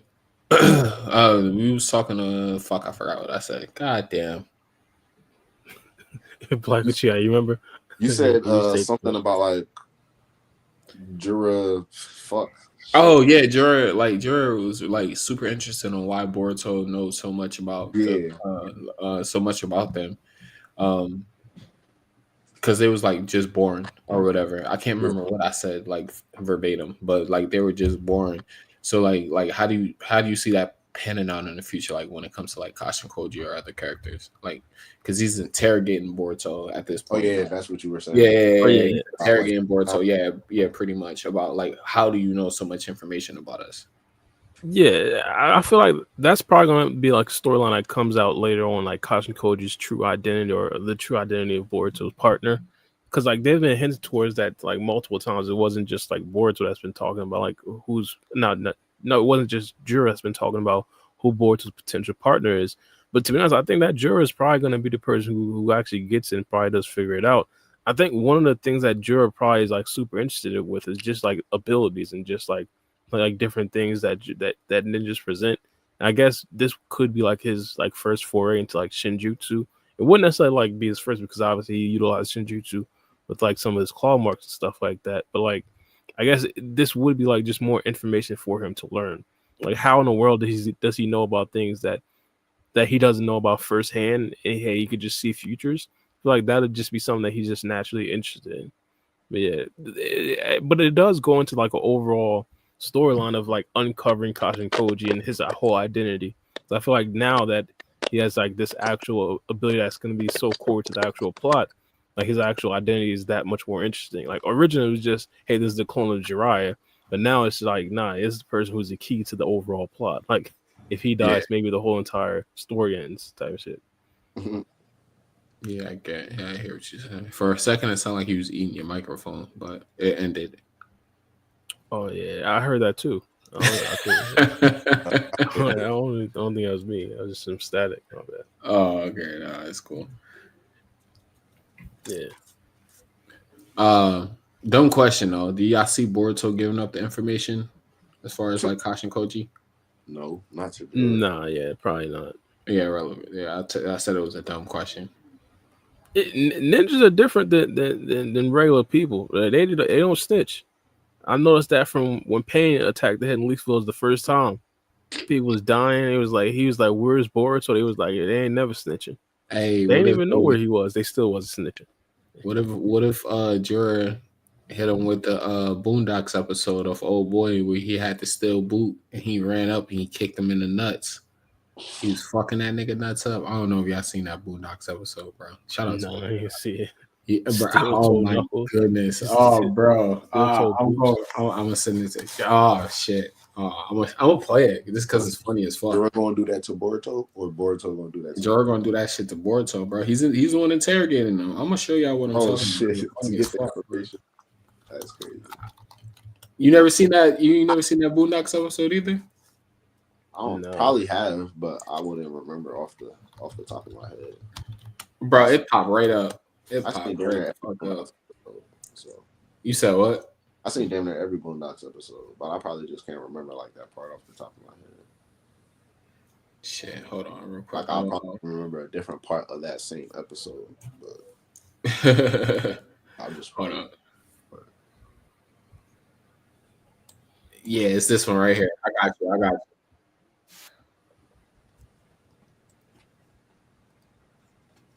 Shahid Omar Abdul. SEALs picked this guy up out of Kabul. His name is Omar Abdul Hassan Assad Abad Ali Shahid Muhammad. Crazy. Yeah, I remember this. You seen this one before, bro? Nah, yeah. Bro, you gotta watch it. Hold on. Hey, it's only 1 minute, so Didn't get anything out of him. They said you were our best bet.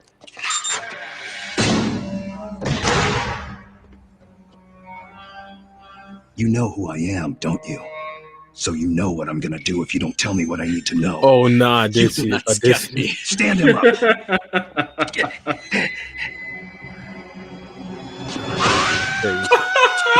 Target! Allah, make my testicles strong against the boot of the infidel. Where is the target? My gonads are indestructible. My penis shaft is strong like the oak tree.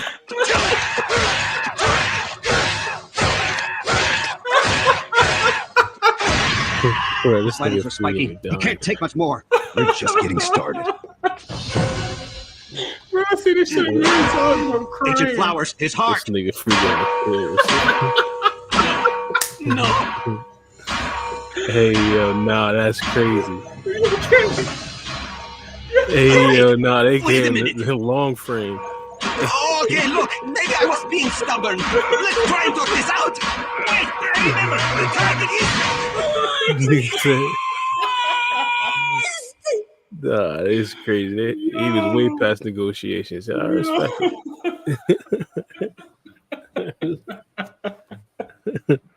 I respect it. Bro, No, I that don't shit care funny how as many hell. times I see that shit, bro. I'm crying, yo. He killed his nuts, man. He was fucking his shit up, bro. Facts, facts. I guess that we can start the Negro news off with that before we end the pod and shit. Y'all been keeping up with the Diddy trial? This is getting out of hand. Oh fuck! This shit is getting out of hand. Hold up, bro. Let me recover from that video. Oh shit! You always start the Negro news off like that, bro. Man. Exactly like that. You be like, y'all been keeping up with the Diddy trials? It's getting out of hand.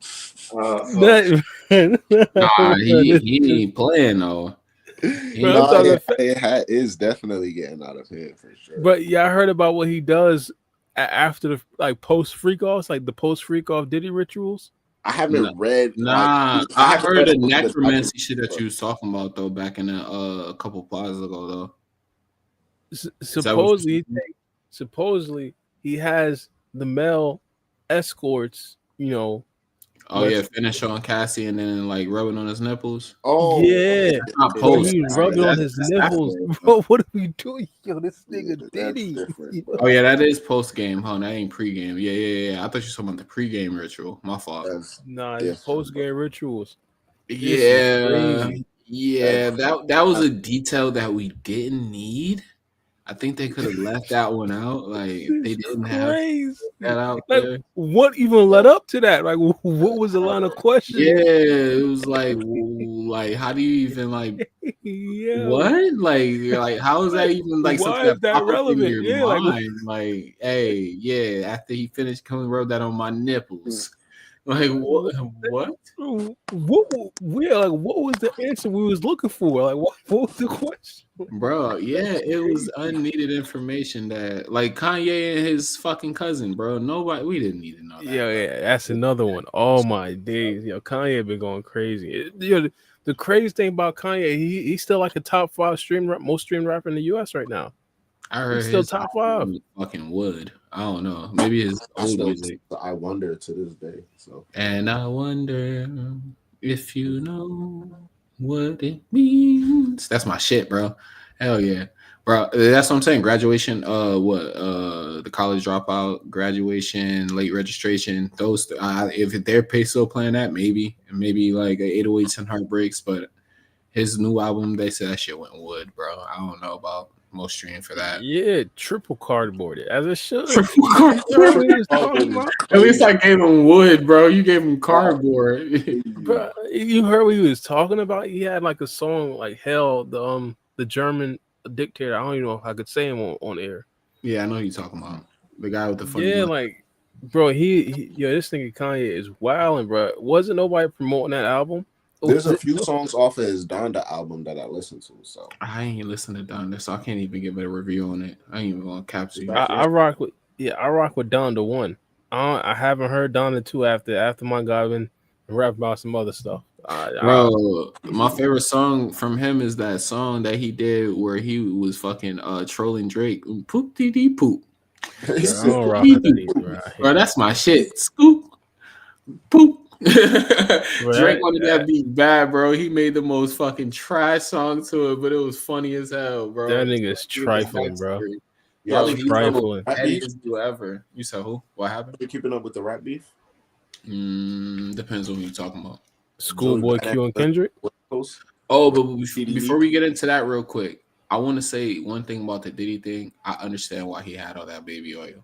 But yeah, continue. Stop it. There is no reason, bro. There is no. Besides him and besides the male escort thing, bro. I like girls that are like melanin, bro, and I do want to see their skin glistening. So I think I'm gonna start getting baby oil, applying that shit to them. Yeah. Before we rendezvous, bro. But like 1,000 bottles is absurd, bro. I'm probably going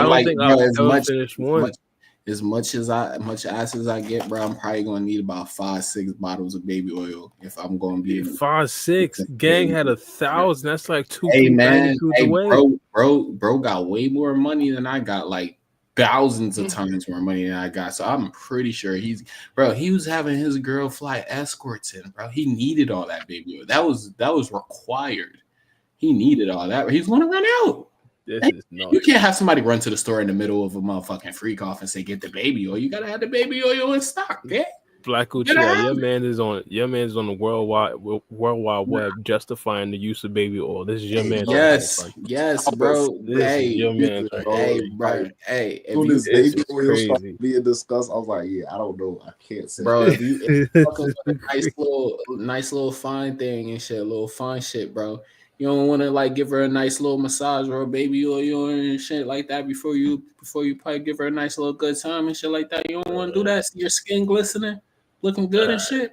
That's what I'm saying. I don't know about the male escort shit. I ain't agree with that because he wanted her to rub it on. Yeah, I ain't gonna get all that. That was weird and shit. But I'm talking about me personally. No, that ass to glisten. You said I want that ass glistening, bro. Like I want it.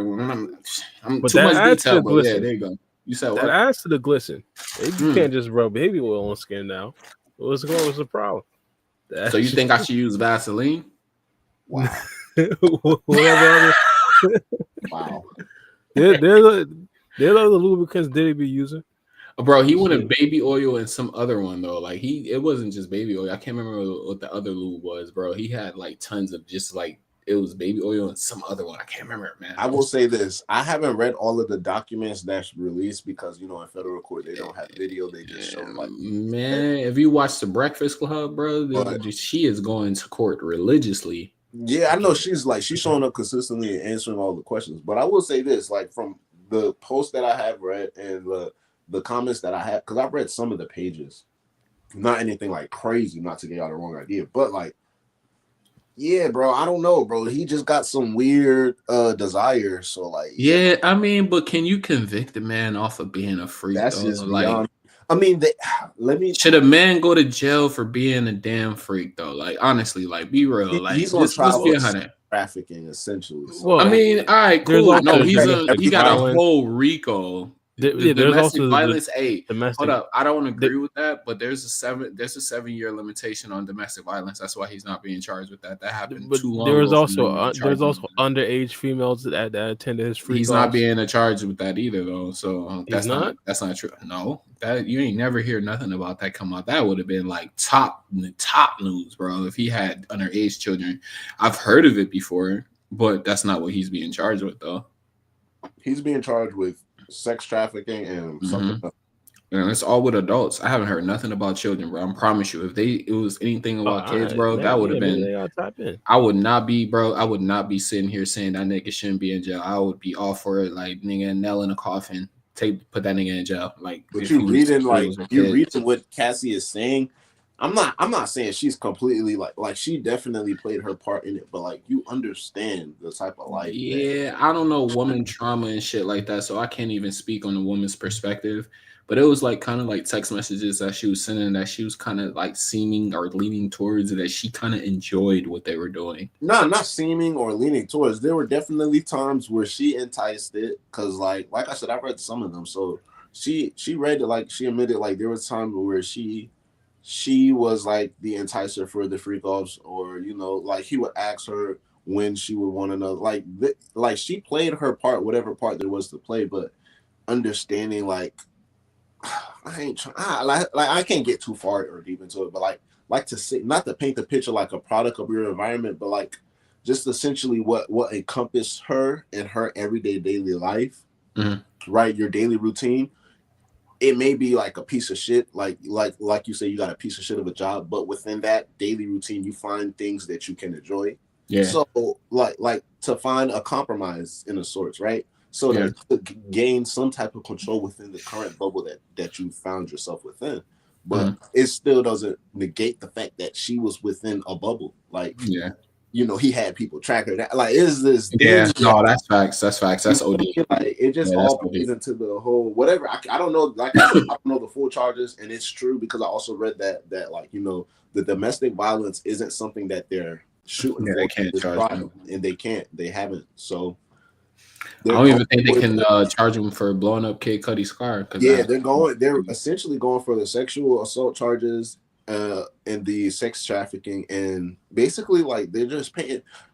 I'm saying it like that. I don't agree with anything he's done. Like the lifestyle, like it's already too many evidence to prove what's going on and what's what. But essentially, from the defense point of view, like from the prosecutor's point of view, they're painting him as like this villain. So like that's what they're painting. Like I'm just saying with the person and just send them to jail. I'm just saying with the sex thing. All right, sex trafficking. All right, if it's a law, you can't fly people out and pay for sex.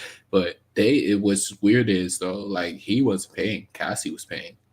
All of it says that Cassie was paying the escorts, and none of it says Diddy was paying the escorts. So, like I said, so you can't really charge him with sex trafficking if he's not the one who's. I mean, when you do a RICO, bro, like when we go to drug RICO, you gotta include Cassie in that RICO. Then, if you're gonna charge him with a crime that Cassie did, that's why I just said she played her part, but that doesn't mean the person who's still getting included can't be a defense regarding whatever type of immunity or deal they can bargain on that spent. Like, but like when you go to a RICO, it's like the top dealer ain't doing the actual transaction of whatever minute drug there is, but he's the one who had the entire, unit of stuff be brought into the city. He's the one who had it passed out to the different people who are going to be dealing it.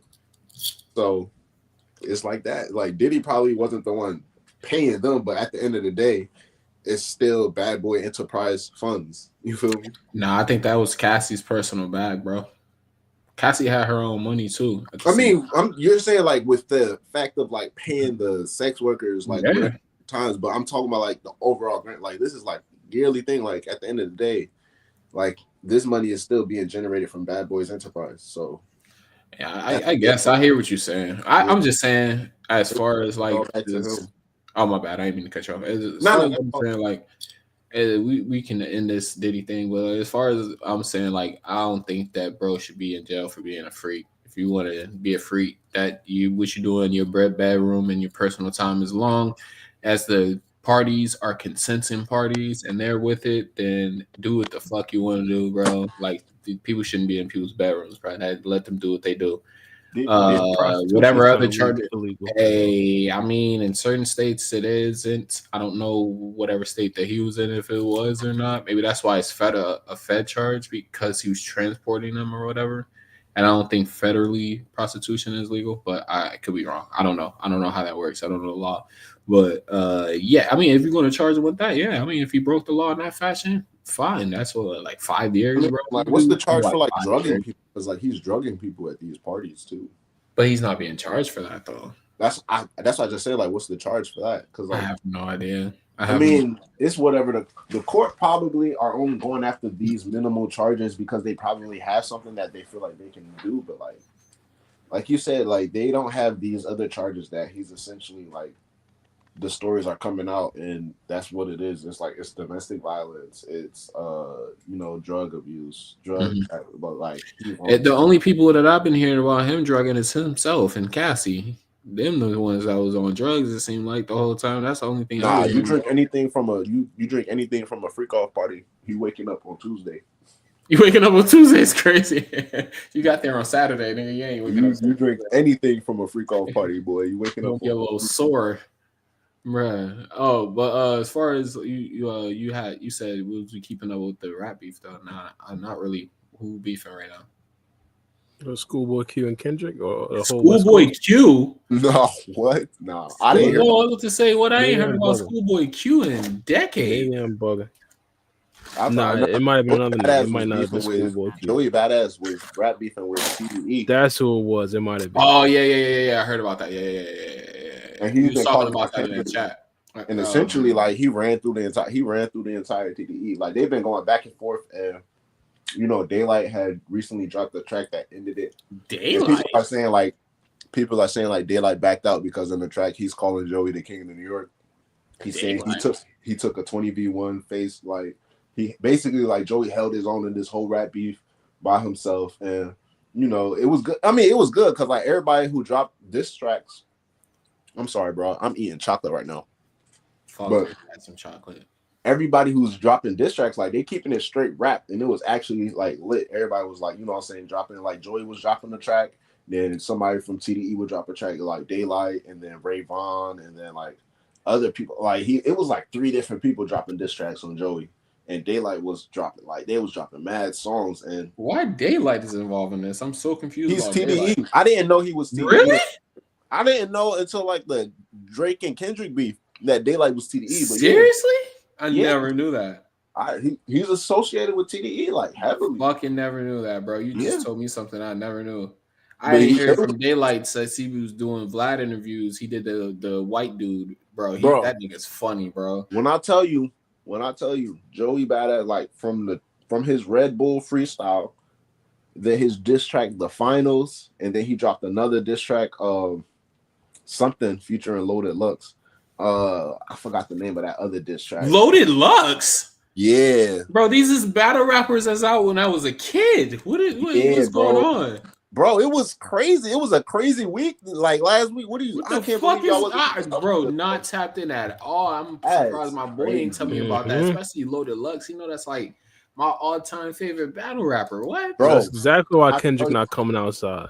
When I tell you, bro, like Joey was really frying them. Like I appreciate, cause like I always was like, I rocks with Joey's music, but like when I tell y'all he was frying, like he was doing his own, and then there was a track where Ray Vaughn hopped on, like I think it was his second diss track, cause like people liked his diss track, And then they was going for the whole angle, like all these rappers from the West Coast was dropping diss tracks on Joey, but you could tell they were all. I mean, everybody's from like they from LA, so it's their thing. But like you could tell, like it was like K Dot sound, like they were emulating K Dot sound, and that's kind of an angle Joey would take. You said what? You ever seen this Daylight interview right here? I don't want to put it over it because why the fucking strike your channel?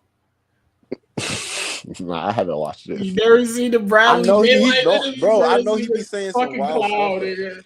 I know he be saying some wild shit. Wow, bro. I'm sorry to cut you off, but you brought up Daylight, and that's the only thing I can think of. Bro, he's one of the main people in the beat, bro. He's a clown. Bradley, look at this nigga, bro. This nigga is fucking crazy. This nigga's fucking crazy. Nah, but that's crazy. I ain't hear about this. How did Loaded Lux get into this though? Like, well, how are these people getting it? All right, so I get. It was East Coast versus West Coast, but it was basically it was Joey Badass versus. Where's Joey Badass from? New York? Yeah, he from Brooklyn. Okay. Shit, that's crazy. Nah, bro. I seen they did not a freestyle, but Big Sean. That was the Red Bull freestyle. That's yeah. I seen that. I never listened to it though. I had seen it pop up. I was like, oh shit, because I saw Big Sean. Like I ain't really like a big fan of Joey Badass and all them and shit. It was Big Sean, Absol, and Joey Badass. Yeah. They was all like they was all three dissing each other. Like what? Yeah, it was like that's why I said like everybody was appreciating it because they was keeping it right, bro. But, like I gotta listen now. You got me super interested. Bro, I didn't know that's what it was. Like, if you really get into like this thing really started in like January, low key, but like this Red Bull freestyle like sparked it to where like it started to really take off, and it went to where it went. Yeah, that's crazy. Within the freestyle, they was all dissing each other and stuff like that. And when it became like Absol's turn, they was dissing each other. They was still cool, dapping each other up. And then Joey Badass, he ended the cipher. He was dissing. He was just saying, adding metaphors onto people, like saying like stuff like with Absol name, and then he was saying something like he'll break daylight. Saying like how you break daylight when you wake up in the day. But daylight literally, and just different stuff. So like obviously Twitter is gonna be like Joey Badass. This is. Daylight and other TDE members in latest freestyle, absolutely. But it's like a friendly back and forth, pretty much, is what you're saying. Yeah. So what role did Big Sean play in it though? Like, cause I ain't listened to it. I mean, he was just there at that cipher. Like he didn't drop anything after that. He was just part of the cipher, and he was, he was just rapping, just like they was all rapping. Damn, y'all heard Skrilla Baby? Skrilla Baby. Damn, I call this thing Skrilla Baby. He got shot in the face. What the fuck? I did not. Damn, y'all ain't hear about that shit? Yeah, he got shot in the face. I don't even know who Skrilla Baby is. Yeah, he's a rapper from fucking. I'm not really like tapped in with his music and shit like that, but yeah, he just got hit in the face and somewhere else. But they say he gonna survive though. Yeah, thankfully. Yeah, and he not even like a drill rapper or anything like that. Like he's like a cool, like a little cool laid back type rapper and shit. So like it's kind of weird that he like even got shot. Like anybody really tried to touch him. That's why it was like crazy that shit happened. Bro, did y'all see that shit, bro? Where the dude this happened recently. Dude was at the gas station. Hey, yo, Black, your microphone is like really staticky right now, bro. Yeah. It was this dude. He was at the gas station. Supposedly, how they're trying to present it is, oh boy, like all right. So it was this girl at the window and shit, and she was paying for whatever, and dude was behind her, and I guess he like complimented her, and then said like, yo, I got weed or whatever, and her boyfriend came out the car and just like shot the dude down, bro. Like this shit been like viral all over the place because he just shot, bro, like casually shot him for no fucking reason. No, I didn't even see that. Damn. Yeah, just for asking. Like, I'm gonna send it to y'all because I don't want to play it. Of course, I don't want to put it on the thing. Oh no, don't even send that to me. I'll be avoiding them videos on Twitter all the time. Oh, word, yeah, bro. It kind of desensitizes you to like death and shit. Kind of really like. So I feel you on like why you don't watch that. I don't know if that's the reason why, but like I try to I try to like stray myself away from like. Wait, so he shot him? I don't want to see it either, but like he shot him just because like. He saw him talking to her? Yeah. No, yeah, that was the only reason, bro. This was like a 40-year-old dude, bro. Who did the shooting, or 40-year-old dude who got shot? Who did the shooting? I don't know how old the dude is who got shot. Like I won't send y'all the video, but I'll send you the story though, at least. That's crazy. It's sad too. Yeah, that shit, bro. I saw that shit. I was like, what the fuck? Like Nah, he did but it, y'all saw the Boss Man D-Lo stuff, right? Oh yeah, bro. yeah. I'm talking about to the transmission, bro. Yeah. My goodness, Bro, nah, I sent that to y'all in the chat, and you was like, "What do you think?" Because I saw it on Academics was trying. I watched that so video you had hard, sent, bro. I watched that video you sent, bro. That's actually like hard, crazy. bro. That's Trying actually so hard to defend him, bro. It was insane how hard he was trying to. He couldn't. He just couldn't.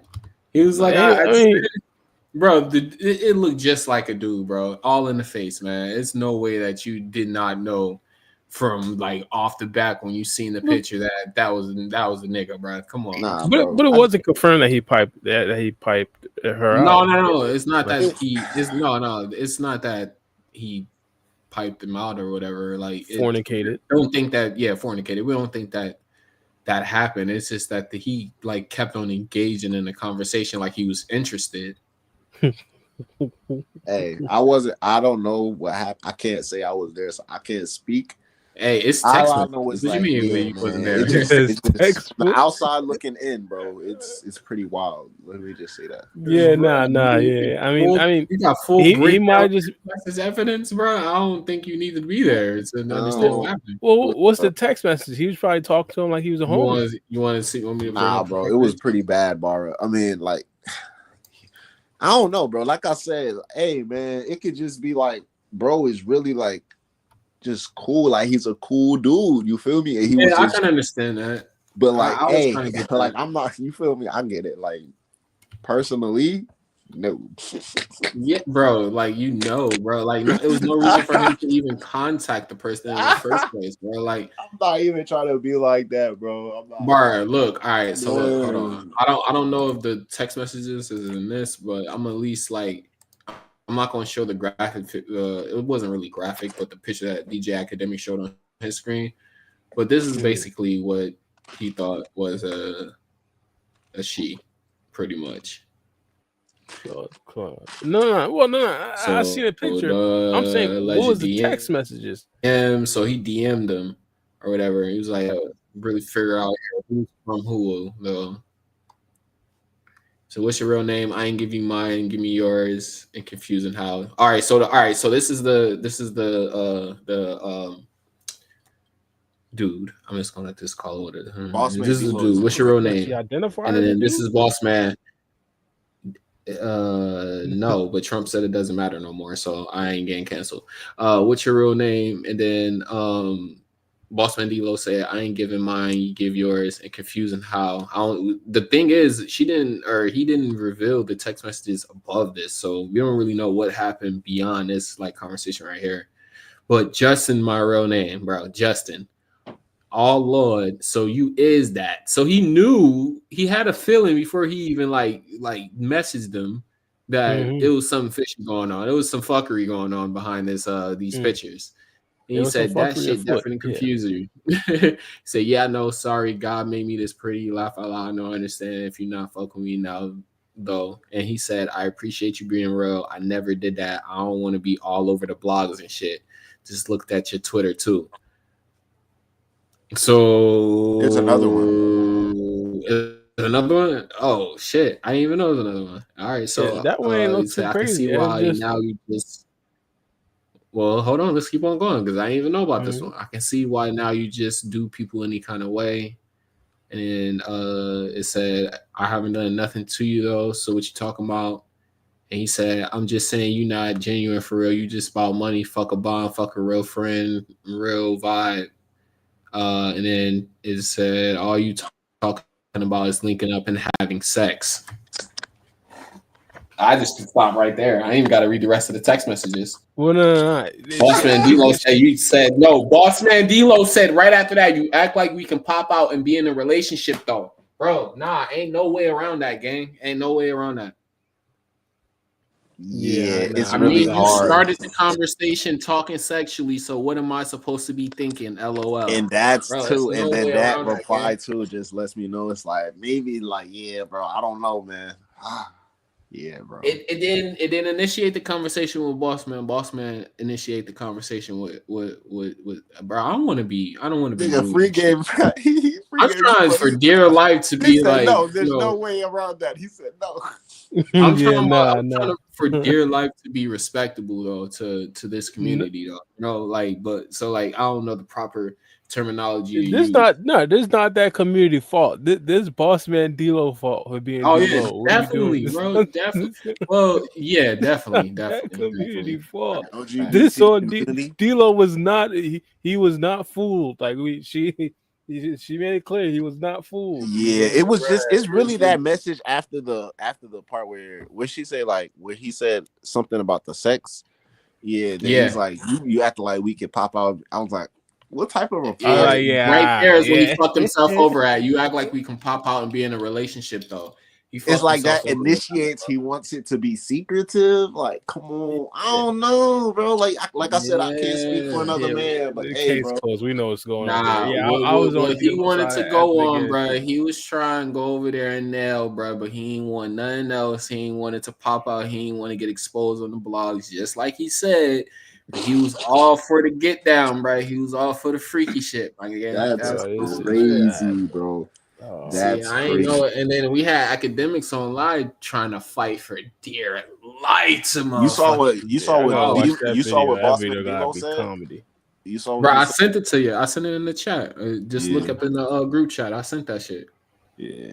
He was just like, yeah, bro, keep it street when you see a street. wait, hold on. You said what happened? My bad. Like, what happened? I said, you see what Boss Man D-Lo? Nah, I didn't.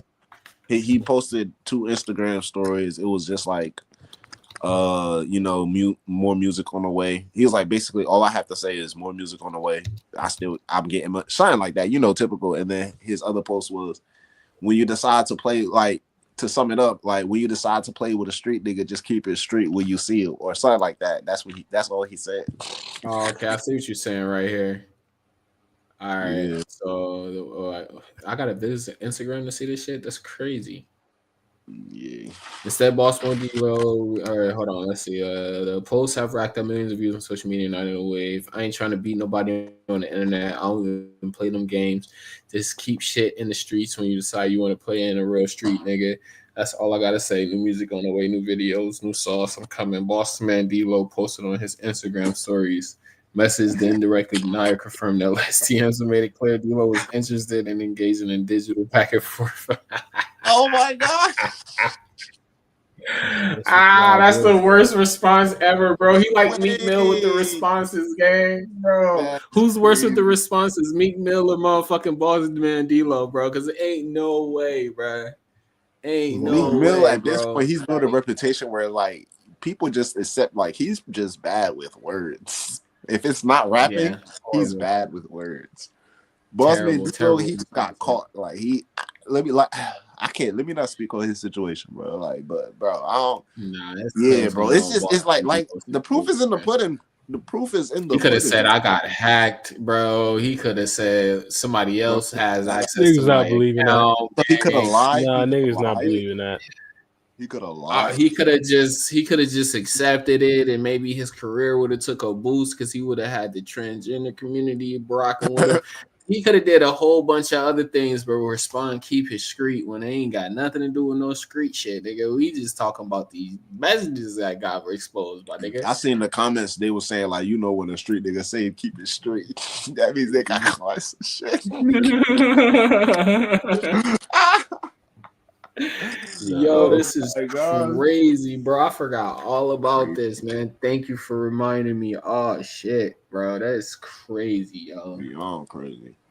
Hey, did y'all hear too though, like about the Dirt case and shit? Like they said that one of his his co-defendant Didi or whatever, like they got proof that he paid for the murder and shit like that.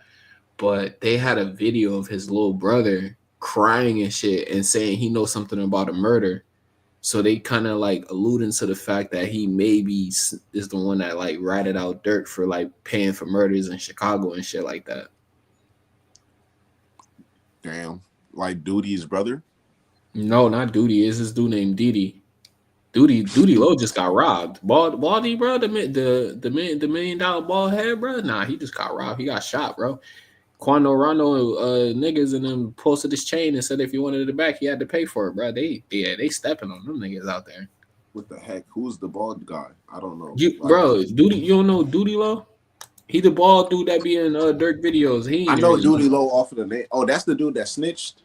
Nah, bro, that's some nigga named OTF Jam. Hold on, let me pull up Duty Low. This is Duty Low, the bald head. I know Duty Low based off of the lyrics. Some of the lyrics.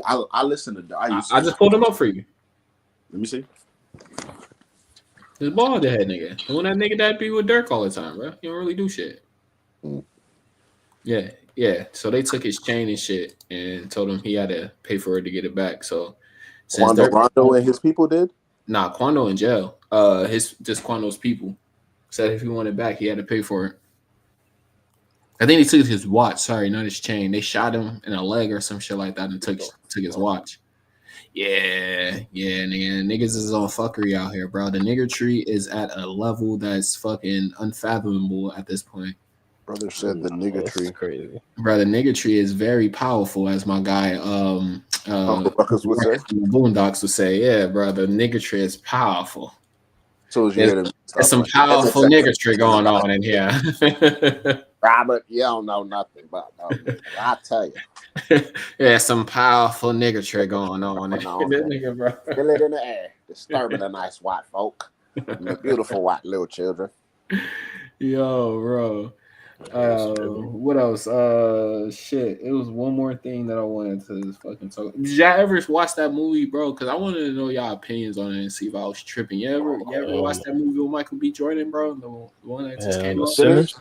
Sinners, yeah. Y'all repeat that shit? Oh yeah, no. It's an amazing movie.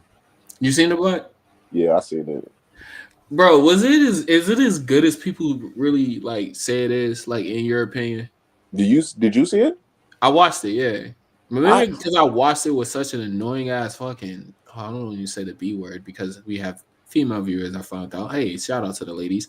Maybe because I watched it with such an annoying woman that I didn't really enjoy it as much as I could have possibly. I'm gonna watch it one more time by myself.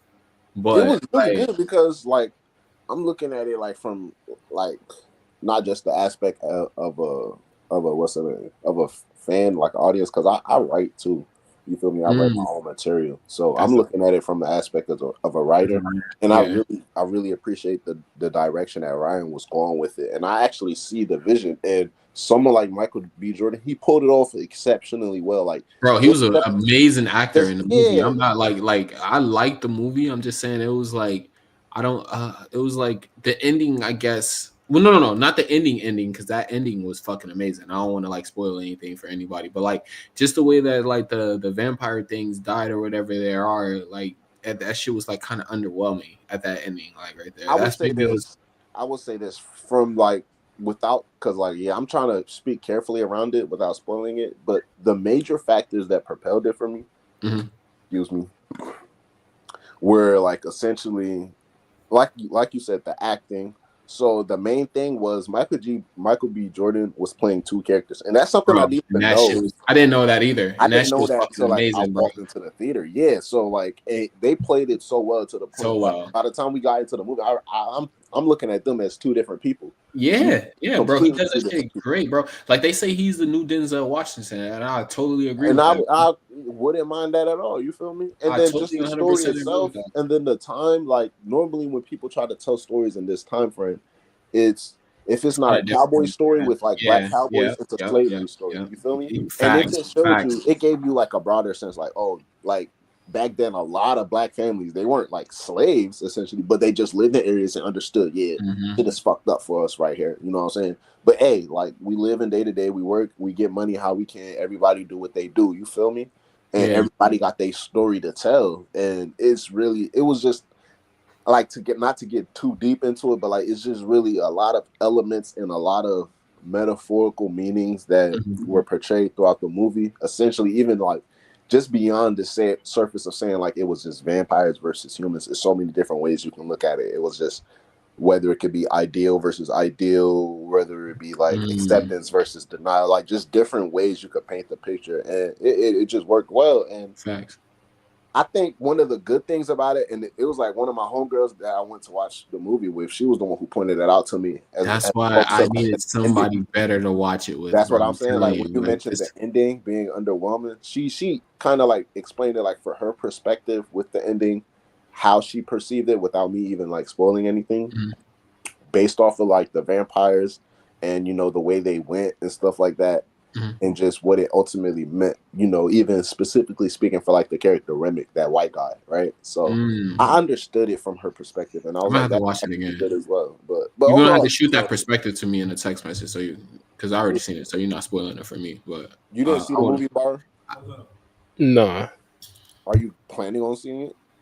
Yeah, I probably would. Probably sometime this month or something like that. Because everybody talking about it. I usually watch the most hype things. It's good. It is good. Hashtag yeah. What you watching? Y'all ain't been watching on anime though? No. I got it, bro. I don't even know why I ask that every time. Fuck it. No, I dare want to tap into some stuff. I've been watching Lazarus, bro. That shit is good. That shit is super good. It's on HBO Max. They put it on HBO Max already. Lazarus. Oh, bro, my bad. I walked away. I thought you were still talking about Oh, not Sinners. I was like, y'all been watching any anime? And Bar was like, nah, bro, nah. I'm actually, it's not anime, but mom, I be having my mom anime, Amazon Prime shit. I gotta watch fucking Incredibles, not Incredibles, Invincible. Yeah. Bro, I haven't even watched season 2 yet. I watched season 1 and just like fell off. Bro, you sleep. I know. I said I was going to, because I love season 1 and I wanted to see what was going to happen. So like, I'm probably going to binge watch season 2 tonight because I got to work in the morning. But I'm probably going to binge watch it tonight. I think that's what I'm gonna do. It's a federal holiday. You know, Monday's Memorial Day. I don't even want to talk about that because my job pissed me off. You said what? I said I don't even want to talk about that because my job pissed me off with that shit. Nah, I feel that. I was just gonna say I got it off, but I'm just saying, like, bro, I have to work on the day off that I had. Like, if you're gonna give me a holiday off, just give me a fucking holiday off. Don't switch my day off a bit.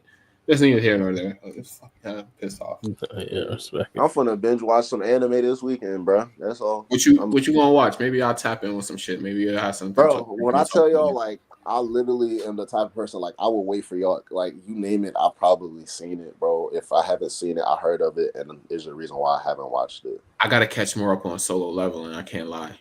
Yeah, that shit is gas. You should catch up. The last episode I watched, he became a necromancer. So I gotta. Yeah. Oh, you talking like season 1? Not a season 2. When you become a necromancer and he can like fucking what is that shit? Summon like fucking a whole bunch of fucking bears and all that. Remember, I mean, like he got stronger characters in season 2, but like he was summoning like in season 1. Remember, because that's how he fought Egress. He had like, well, eventually he got. No, that's season 2 when he fought Egress. You talking about the elves? No. The last episode of season 1. That's like the cliffhanger. Like he beat him and then he did the arise thing. Bro, I swear to God, I watched season 2, bro. I swore that when he fought the red fucking season 2, that's when he gets the bear because he comes across the bear. No. I'm talking about that in season 2 where he fight the red armored knight, that fucking strong ass nigga that almost beat his ass, that almost killed him. You know which one I'm talking about? The one where like they was fighting and then they both put the weapons down, then they started using hands. Yeah. That was season 2, right? That was season 1? That was season 1. Stop playing with me, bro. I'm feeling like 607 Unk right now. Bro, got on my mama, gang. That fight got on my mama. He fought Egress season. It was like episode 11 and 12, bro. Stop playing with me, gang. Someone got on my mama. It was season 2, bro. Come on. Stop playing with me, gang. Bro, you got me feeling like 607 Unk right now. I ain't even gonna lie. I don't even know if y'all know who that is. That nigga funny as hell, bro. Stop playing with me, gang. Someone got on my mama. On BD Vice Lord GD. That shit, bro. In season 2, bro, that joint opened up. I don't know. I forgot. Yeah, but like it already opened up. Like he Ain't had no fucking way, bro. he Come had on. Idris in his army already in season Was 2. it in season 2 where he was opening up gates and they was figuring out like mad gates is being like C rank gates is being fucking pretty much sped ran through by lower rank fucking what do they call hunters or whatever? Like wasn't that season 2 That when they was I ain't investigating? trying to spoil it for Bar because Bar, Hey, you still fuck watching it, right? Bar don't care, bro. Bar if he cared, he would have tapped in a long Yeah, time no. ago, bro. Bar That's don't care. crazy, Is bro. that Bro, season nah, 1 or 2, bro? like I Because don't I'm like, like, ain't no bro. way that was season 1, You bro. missing out on peak. Nah, Ain't but no that way was that really was season 1, bro. That was season 1 because remember he had When linked they up was with old boy. investigating, bro. He linked up with old boy, bro. Remember? Yeah, and they started buying gates. Yeah, Yeah, that was season 1, and they was flying through ain't them. no fucking way that was Yeah, season bro. 1. That's And no. by the time he got to like episode 11 and 12, he reached a certain point where he was able to like go. I'm not sure if he planned to face Idris or Idris was just a certain obstacle in his way, and then he was just surprised by like how strong he was. But Wait, maybe maybe I'm lost on who Igris is because all I know is Jinwoo because like he's the only yeah, bro. character. Yeah, that I mean, matters. yeah, bro. Is Igris the one where he learned how to do like the where he vanishes and shit? Where he took Igris, his ability? Which one is Eagle? I'm just gonna look I- myself. Igris was the knight that had all of those knights. He was the one like Got you. he got the sword, he got the long ribbon. Yeah. Word. Okay. He's cold. I'm looking at him right now. That's the dude I was talking. I thought I just call him that Red Knight nigga, bro. That's all I Yeah, call him. yeah, that nigga. Okay, That was season that's 1. He Igris. fought in season 1. He was Okay, his first major team. Yeah, bro, that was a season. Ain't no way he was in season 1. bro, that's how season 1 ended. Oh, ain't no fucking. Okay, so that's how it ended. So the L's when it was in that like that's little snow where the sea level gate turned into an S rank gate or whatever. Like out of nowhere, that was season 2. Yeah, in the snow. Okay, bro, you had me thinking I ain't watched season 2 at all for a second, bro. I was like, I know I was like midway through season 2. Ain't no fucking. That's why I was saying like when they got into the ice place, that's season 2. But so he became a necromancer. Didn't he level up past the necromancer though? Then he already did the Rise thing in season 1. That's what I'm saying. So he was passing. So midway through season 2, he levels up past the necromancer. Then, right? Nah, he's a neck. That's like his thing. Like he's just leveling up. Like he's just getting stronger at this point. It's not like he's going past necromancer. It's just that he's getting more. Like you got to. Because when he became able to like make souls and shit rise, then his like his what do they call it? Fuck, there's title like they all have different titles and shit. Then it changed to necromancer. He was like he was like debating if he wanted to change his title. In season 1? Yeah, before he had the necromancy ability, like his I system mean, yeah, telling because him the system gave him the option to. I mean, the necromancer thing was handy. I think I know what you're talking about, but like that part is just like a little nod to like how the system worked as a game. Mm-hmm. Like because when you play certain games, you can change your title and stuff. But you see with the necromancer, it's hard for me. Like I said, bro, I can't spoil it because it gets real deep, bro. It's not just. I'm gonna have to catch up, bro. Yeah, bro. The English dub, his voice in the English dub, bro, is actually pretty fucking dope. I like the English dub better than the Jap. I don't know if it's Korean because it's a Korean anime, but like it's Japanese. I thought it was manhwa. I thought manhwa was Korean. They got Korean. Well, on Crunchyroll, you got Korean options, but like it's Japanese is the original release. I could have sworn it was a manhwa. All right, maybe you're right. I don't know. I mean, it is a manhwa, yeah, but I'm talking about like the voice actors. Oh, got you. All right, understood. All right, I hear what you're saying. Okay, all right, yeah, but it's still I like the English stuff better, bro. Jin Woo's voice, bro, his voice actor, perfect, bro. Bro, Solo Leveling is so perfect. Favorite anime, like after like Jujutsu and like. Bro, the fight scenes is elite, bro. Like the fight scenes is just crazy. Like it's just one of those animes. Like I can't even like really remember people's names because I'm just so interested in the main character. It's like when you say people like characters' names, I'm like, who the fuck are you talking about? I beat around the bush with the name. Like I say, like I know you got Jinwoo, you got the Sunbae Yaksun, and then you got I don't know who the fuck that June is. Ho. I know that. Who the fuck is that whole ass nigga? I don't know who that is. I'm pretty sure June Ho is the dude that he did the C rank gates with. right? And then you got I know okay. because that's the old nigga, the old ass nigga. They call him Chairman. And then Okay, yeah. Facts. I know him. Blonde shorty Cha Hae In. I remember her name. That's her. That's crazy. You know, you remember names, bro. I gotta Bro, go I'll be play some telling of you, those bro. memory apps. I watch so much anime at the point like I know I rock with an anime if I start remembering the characters. So if I'm already a couple episodes in and I barely can name a character, like I'm probably gonna drop you, bro. I ain't gonna lie to you. Yeah, nah, I get it, but I was totally into motherfucking Attack on Titan. I can only remember certain people names. Like you got to be a prominent character for me to really remember your name. I contemplate on it, but I name a lot of Attack on Titan. I'm kind of upset. I went to the movies to see that shit too. I don't know if you was on the Also pod. got My Hero Academia spinoff anime that's been airing. My Hero Academia Vigilantes, which is Hey, bro, did you see the My bad to change topic back to Attack on Titan. No. Did you see that in theaters when it came out? Hell no. You didn't go see it? Oh shit, bro. That shit was watched it, but I ain't see that shit in theater. Bro, I didn't watch it, and I'm so like because I read the manga, so I kind of already knew how it ended.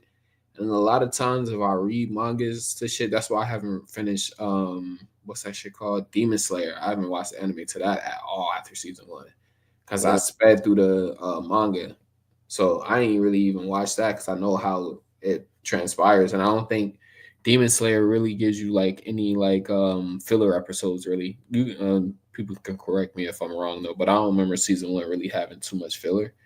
But then again, I didn't read season 1 because I watched season 1, and then when season 1 went on a hiatus, that's when I kind of read through the manga to finish it because I was like, damn, this shit's fire. But you don't want to watch it even afterwards, bro? No, because the fucking ending pissed me off, bro. So I was like, I was turned off to it. I was like, it's gonna end corny. I don't care. Like maybe when they animate certain like fights, when they animate the fight where they battle against a dude with I can't remember his name. He had all the eyes though, like he had the eyes on the sword and all that shit too.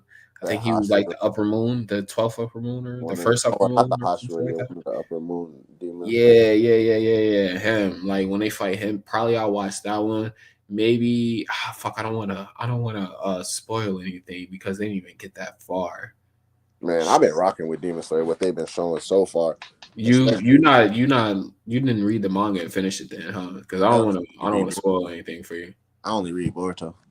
Oh, okay. Yeah, I read that full manga, bro. But it's something that happens when they eventually fight Michael Jackson.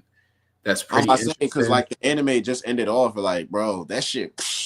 Well, it's dope. Like the leader, I'm just saying the ending is just pissed me off, bro. Like, cause it wasn't a fight. Like, I mean, you'll have to see it for yourself. Maybe, hopefully, they animate it better than. Nah, I get it. What they portrayed in the manga. Like, it's kind of. I feel like it's gonna be the same thing with Attack on Titan because a lot of people I already know, like the manga readers, are all like, "Oh, the ending." People were complaining about. Yeah, they complain about the ending. I'm like a real I did too. Person, like I'm always like take the story for what it is. So I ain't gonna be like, oh, I probably am gonna go against the majority. Like.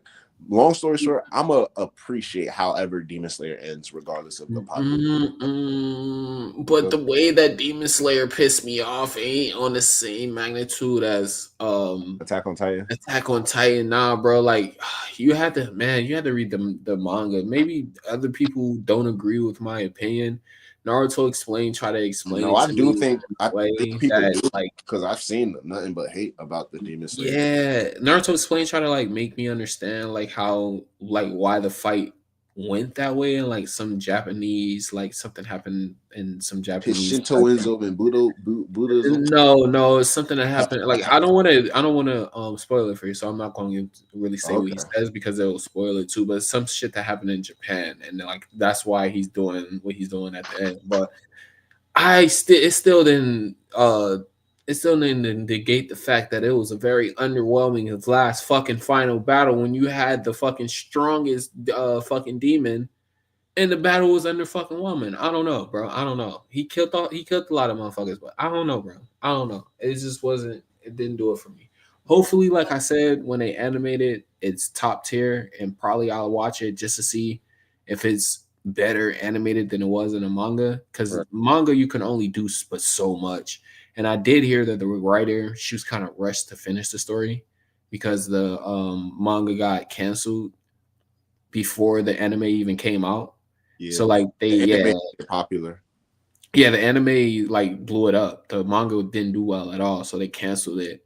And she had like a end date. So like the Blue Flower Lily, a lot of that shit doesn't get like you don't hear nothing about it at the end, bro. Like it's unresolved plot holes and shit like that. So like I'm like, bro, it didn't really. That's why I'm like I'm hoping the anime like does it justice because this is a real good. They got 3 more movies. I think a real good movie, a real good anime or I'm sorry, a real good show. They confirmed the series finales. I think it's going to be 3 more movies that's dropped. So the first movie is about to drop soon. Is it any manga related? Well, you didn't read the manga, so you won't know. I mean, it's the end. We're on the last arc, like right now. Oh, for real? I'm telling you, I've not been following it at all because I know that's why I was. That's what I was gonna say. I was like in the last season, the way it ended off was the guy. They already President Muzan already pulled up. You feel me? Muzan pulled up already. Yeah. So they already defeated the Upper Moon. The one I was talking about, they animated that one. I'm gonna have to watch it. They didn't have that fight. The Infinity Castle arc. That's why I was saying they splitting that into 3 movies. So what? That's so how did they get to Muzan already in the anime? I mean, bro, I'm so confused. Muzan pulled up to the lady's house. I think because I don't know when was the last time you read it. Oh yeah, it's been years. It's been years. But I kind of remember. Pulled up to the lady house to the head dude's house, the dude who's dying from sickness. Had that whole conversation, and then he savagely. Okay. I know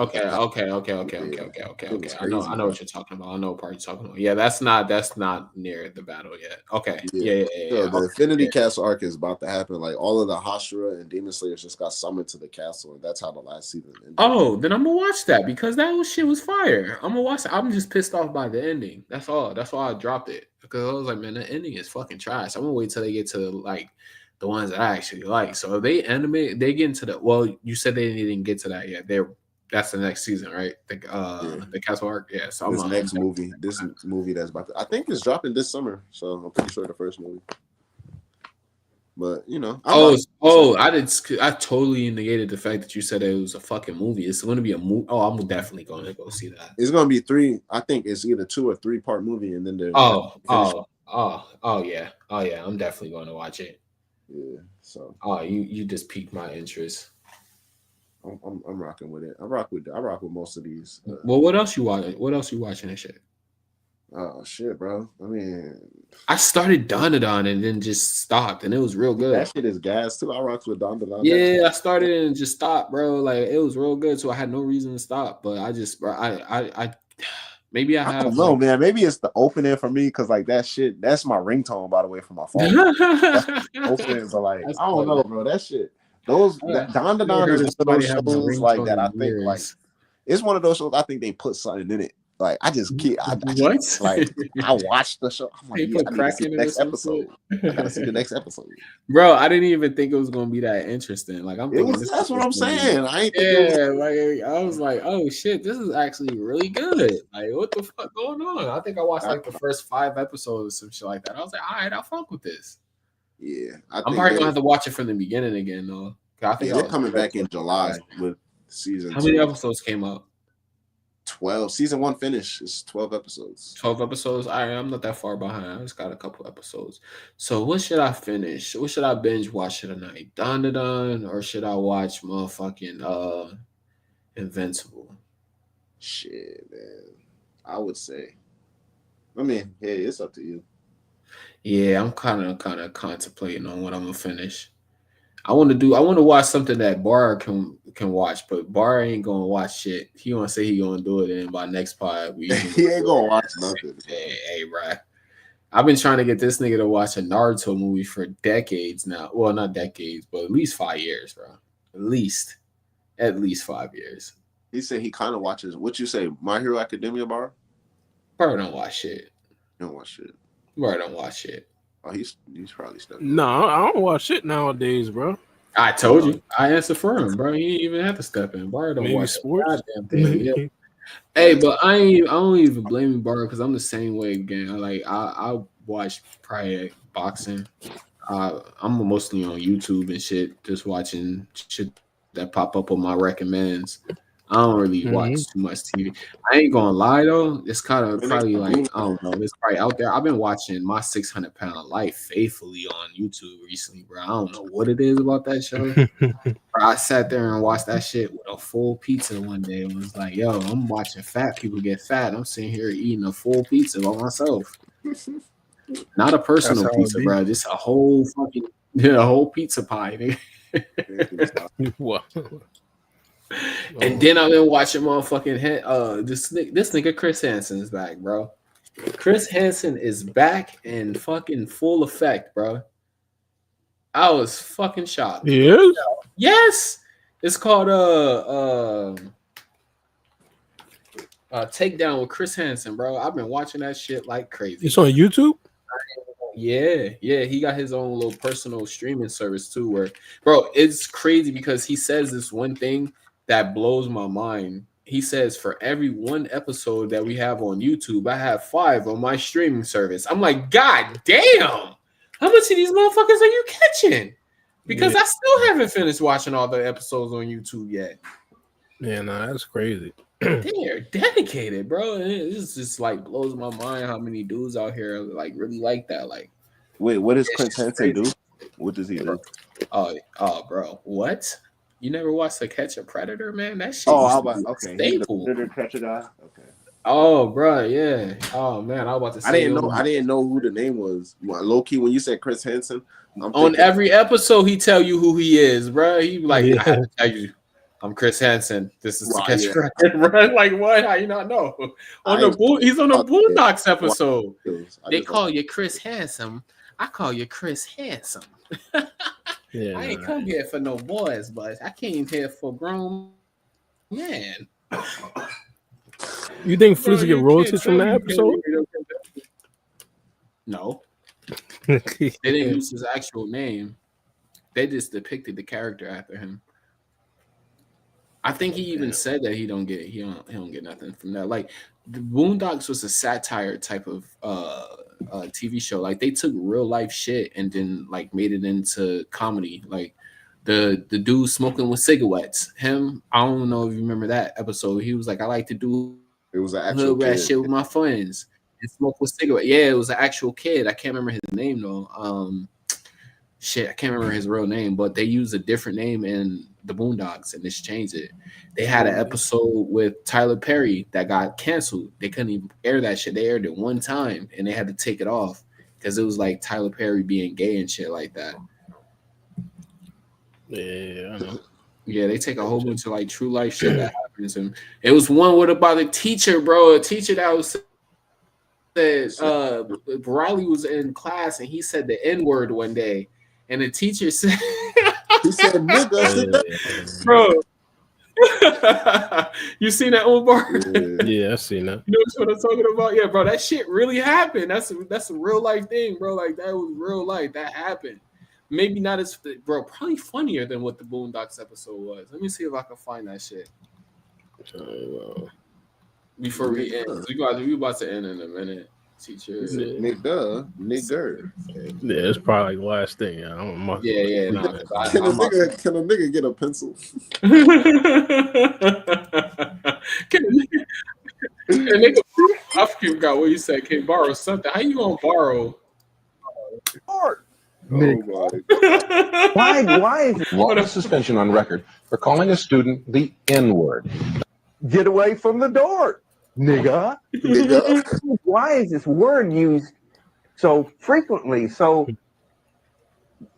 I just don't understand it, and I'm trying to understand it. Boondocks damn near did a one-tone. Yes, I use nigga. And then he pulled it up and writing on a paper. It's crazy though. What the fuck? I use nigga.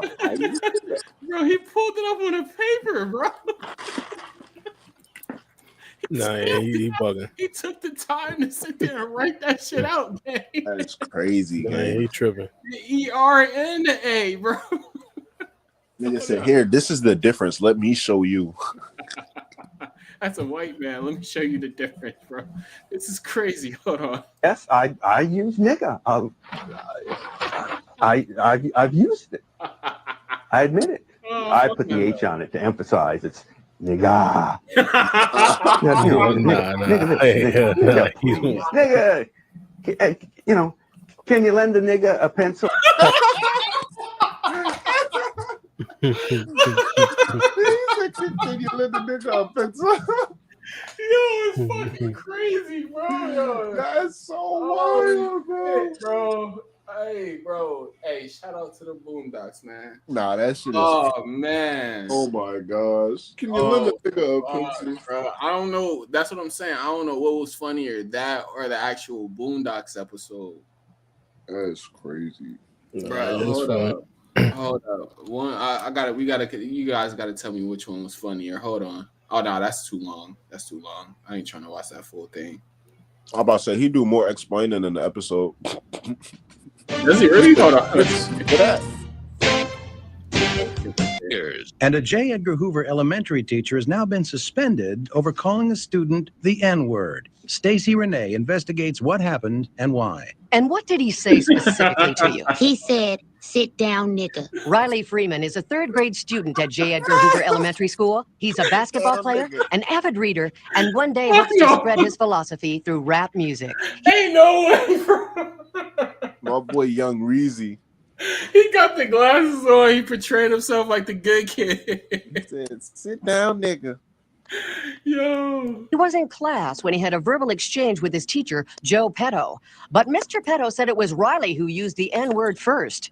So I told him to take his seat, and here comes this barrage of insults. I mean, some of the words I've never even heard before, and I was just stunned. And I said, well, sit down, nigga.